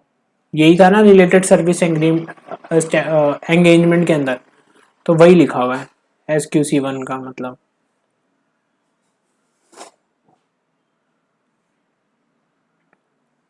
अब आ जाते हैं duties in relation to engagement. Duties क्या है इन रिलेशन टू एंगेजमेंट में एंड क्वालिटी कंट्रोल स्टैंडर्ड्स पे? It is the duty of the professional accountant, duty है किसकी? प्रोफेशनल अकाउंटेंट की, कि standards are followed in the engagement undertaken by them, वो follow होने चाहिए, और ये फॉलो करवाने की जिम्मेदारी भी किसकी होती है? प्रोफेशनल अकाउंटेंट की होती है। हाउएवर अ सिचुएशन में arise when a specific procedure जो है as required in standards would be ineffective हो जाए, उस सिचुएशन में पर्टिकुलर एंगेजमेंट में आपको क्या करना होगा? इन सच केस डॉक्यूमेंट करना होगा ऑल्टरनेटिव प्रोसीजर्स को, रीजन क्या है वो डिपार्चर से, और रिपोर्ट करना होगा उस डिपार्चर को, बस। ठीक है, फिर आपका एक टॉपिक है जो कि दे रखा है आपके बुक में, बहुत टीचर्स ने होपफुली कवर नहीं भी करवाया होगा मुझे लगता है, लेकिन हमें ये सारी चीज़ें कवर करके चलनी है, तभी इस वजह से, क्योंकि ऐसे कहीं से भी कुछ भी पूछ सकता है। अगर हमारे पास कॉन्सेप्ट की सभी चीज़ों की क्लैरिटी नहीं है, वहां पे जाके अगर पेपर में ये लगता है कि भाई ये कहाँ से आ गया, प्रोस्पेक्टिव फाइनेंशियल इन्फॉर्मेशन में कोई क्वेश्चन आ गया सपोज, आपको पता ही नहीं है कि भाई कहाँ से आ गया टॉपिक, ये तो हमने अपने टीचर से पढ़ा ही नहीं था, लेकिन ये टॉपिक ऑलरेडी कवर है फर्स्ट चैप्टर के अंदर ही, तो अभी हम इसे पढ़ लेते हैं फटाफट से। प्रोस्पेक्टिव फाइनेंशियल इंफॉर्मेशन क्या है? इट मीन्स फाइनेंशियल इंफॉर्मेशन जो है बेस्ड ऑन एजम्पशंस पे और इवेंट्स जो कि अकर होंगे का फ्यूचर में, और जो डिपेंड करते हैं एक्शंस पे by the entity. It can be in the form of a forecast और प्रोजेक्शन और कॉम्बिनेशन ऑफ बोथ। ठीक है। In assurance reports involving prospective financial information, जिन एश्योरेंस रिपोर्ट्स पे प्रोस्पेक्टिव फाइनेंशियल इंफॉर्मेशन पे होती है, practitioner obtain sufficient appropriate evidence, evidence ले लेगा क्या कि मैनेजमेंट की जो अजम्पशंस थी वो अनरीजनेबल नहीं थी, और प्रोस्पेक्टिव फाइनेंशियल स्टेट इंफॉर्मेशन जो है प्रॉपरली प्रिपेयर्ड है एजम्पशंस के बेसिस पे, और मटेरियल एजम्पशन जो है वो डिस्क्लोज कर रखी है। प्रोस्पेक्टिव फाइनेंशियल इंफॉर्मेशन रिलेट किससे करता है? फ्यूचर इवेंट से रिलेट करता है। तो वाइल एविडेंस में be available to support the assumption, evidence available हो सकते हैं एजम्पशन से, लेकिन on which the prospective financial information is based, जो अजम्पशंस बेस हैं वो अवेलेबल हो सकती हैं, लेकिन वो सच एविडेंसेस कब पता चलेंगे, इटसेल्फ जनरेट कब होंगे, वो भी फ्यूचर ओरिएंटेड है, वो भी फ्यूचर ओरिएंटेड है ना। जो अजम्पशन यूज करी गई है फाइनेंशियल प्रोस्पेक्टिव फाइनेंशियल इंफॉर्मेशन को बनाने के लिए, वो किस पे बेस है? वो भी फ्यूचर ओरिएंटेड, फ्यूचर पे बेस है वो भी। The auditor is therefore not in a position to express an opinion, auditor उसको ओपिनियन नहीं दे सकता। Therefore such assurance engagement, practitioner provides a report assuring that nothing had comes to, उसमें जो प्रैक्टिशनर होगा वो एक रिपोर्ट एश्योर करेगा जिसमें लिखा होगा कि उसके निगरानी में या उसके अटेंशन में ऐसा कुछ भी नहीं आया जो कि उसे सजेस्ट कर सके कि assumptions जो हैं रीजनेबल बेसिस नहीं प्रोवाइड कर रही। Such type of assurance engagement provide moderate level of assurance दे रही है बस। तो एक बार आप जरूर से इसे पढ़ लेना प्रोस्पेक्टिव फाइनेंशियल इंफॉर्मेशन को। फिर उसके बाद आ जाएगा difference between historical financial information और prospective financial information. Historical financial information क्या होता है? जो कि इकोनॉमिक इवेंट्स और कंडीशन पास्ट में अकर हो चुके हैं, ये रिलेटेड विद पास्ट इवेंट्स है। प्रोस्पेक्टिव फाइनेंशियल इंफॉर्मेशन का क्या है मतलब? अजम्पशंस बेस पे है जो कि फ्यूचर में इवेंट्स ये पॉसिबल होंगे by the actions of the entity, और ये रिलेटेड है फ्यूचर इवेंट से। ठीक है, ये हमारा यहाँ पे कंप्लीट होने वाला है, ये लास्ट टॉपिक है हमारा एग्जांपल्स वाला।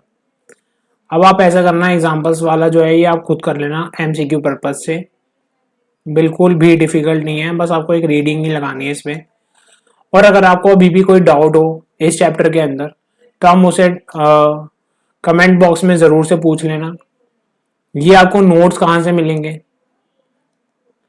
नोट्स में आपको ये टेलीग्राम चैनल पे मिल जाएंगे। मेरे टेलीग्राम चैनल का लिंक मैं डिस्क्रिप्शन बॉक्स में रख दूंगा, आप टेलीग्राम चैनल पे ज्वाइन कर लेना मुझे और आपको ये नोट्स मिल जाएंगे।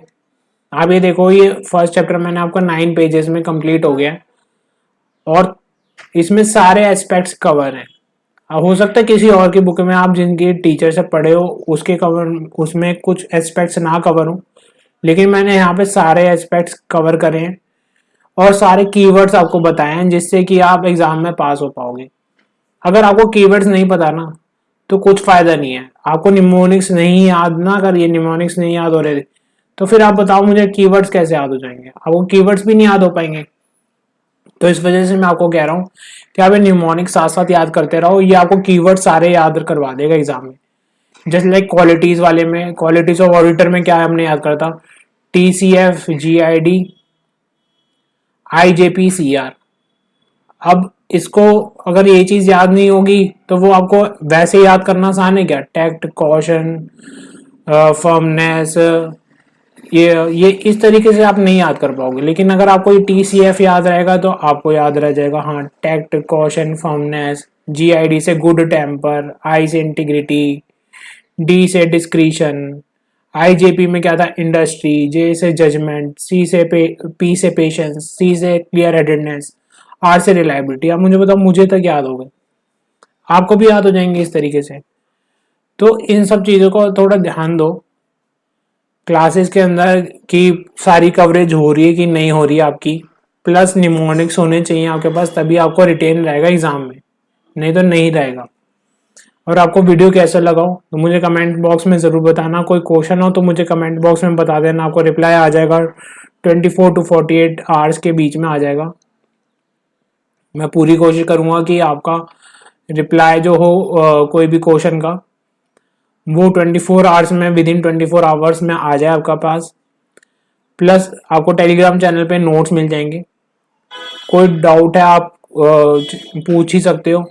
और आपको चैनल, अगर आपको वीडियो पसंद आए तो वीडियो को लाइक कर देना और चैनल को सब्सक्राइब कर देना, जिससे कि आपके पास नेक्स्ट वीडियो फटाफट से आ जाएगी। ठीक है, all the best for preparation, bye.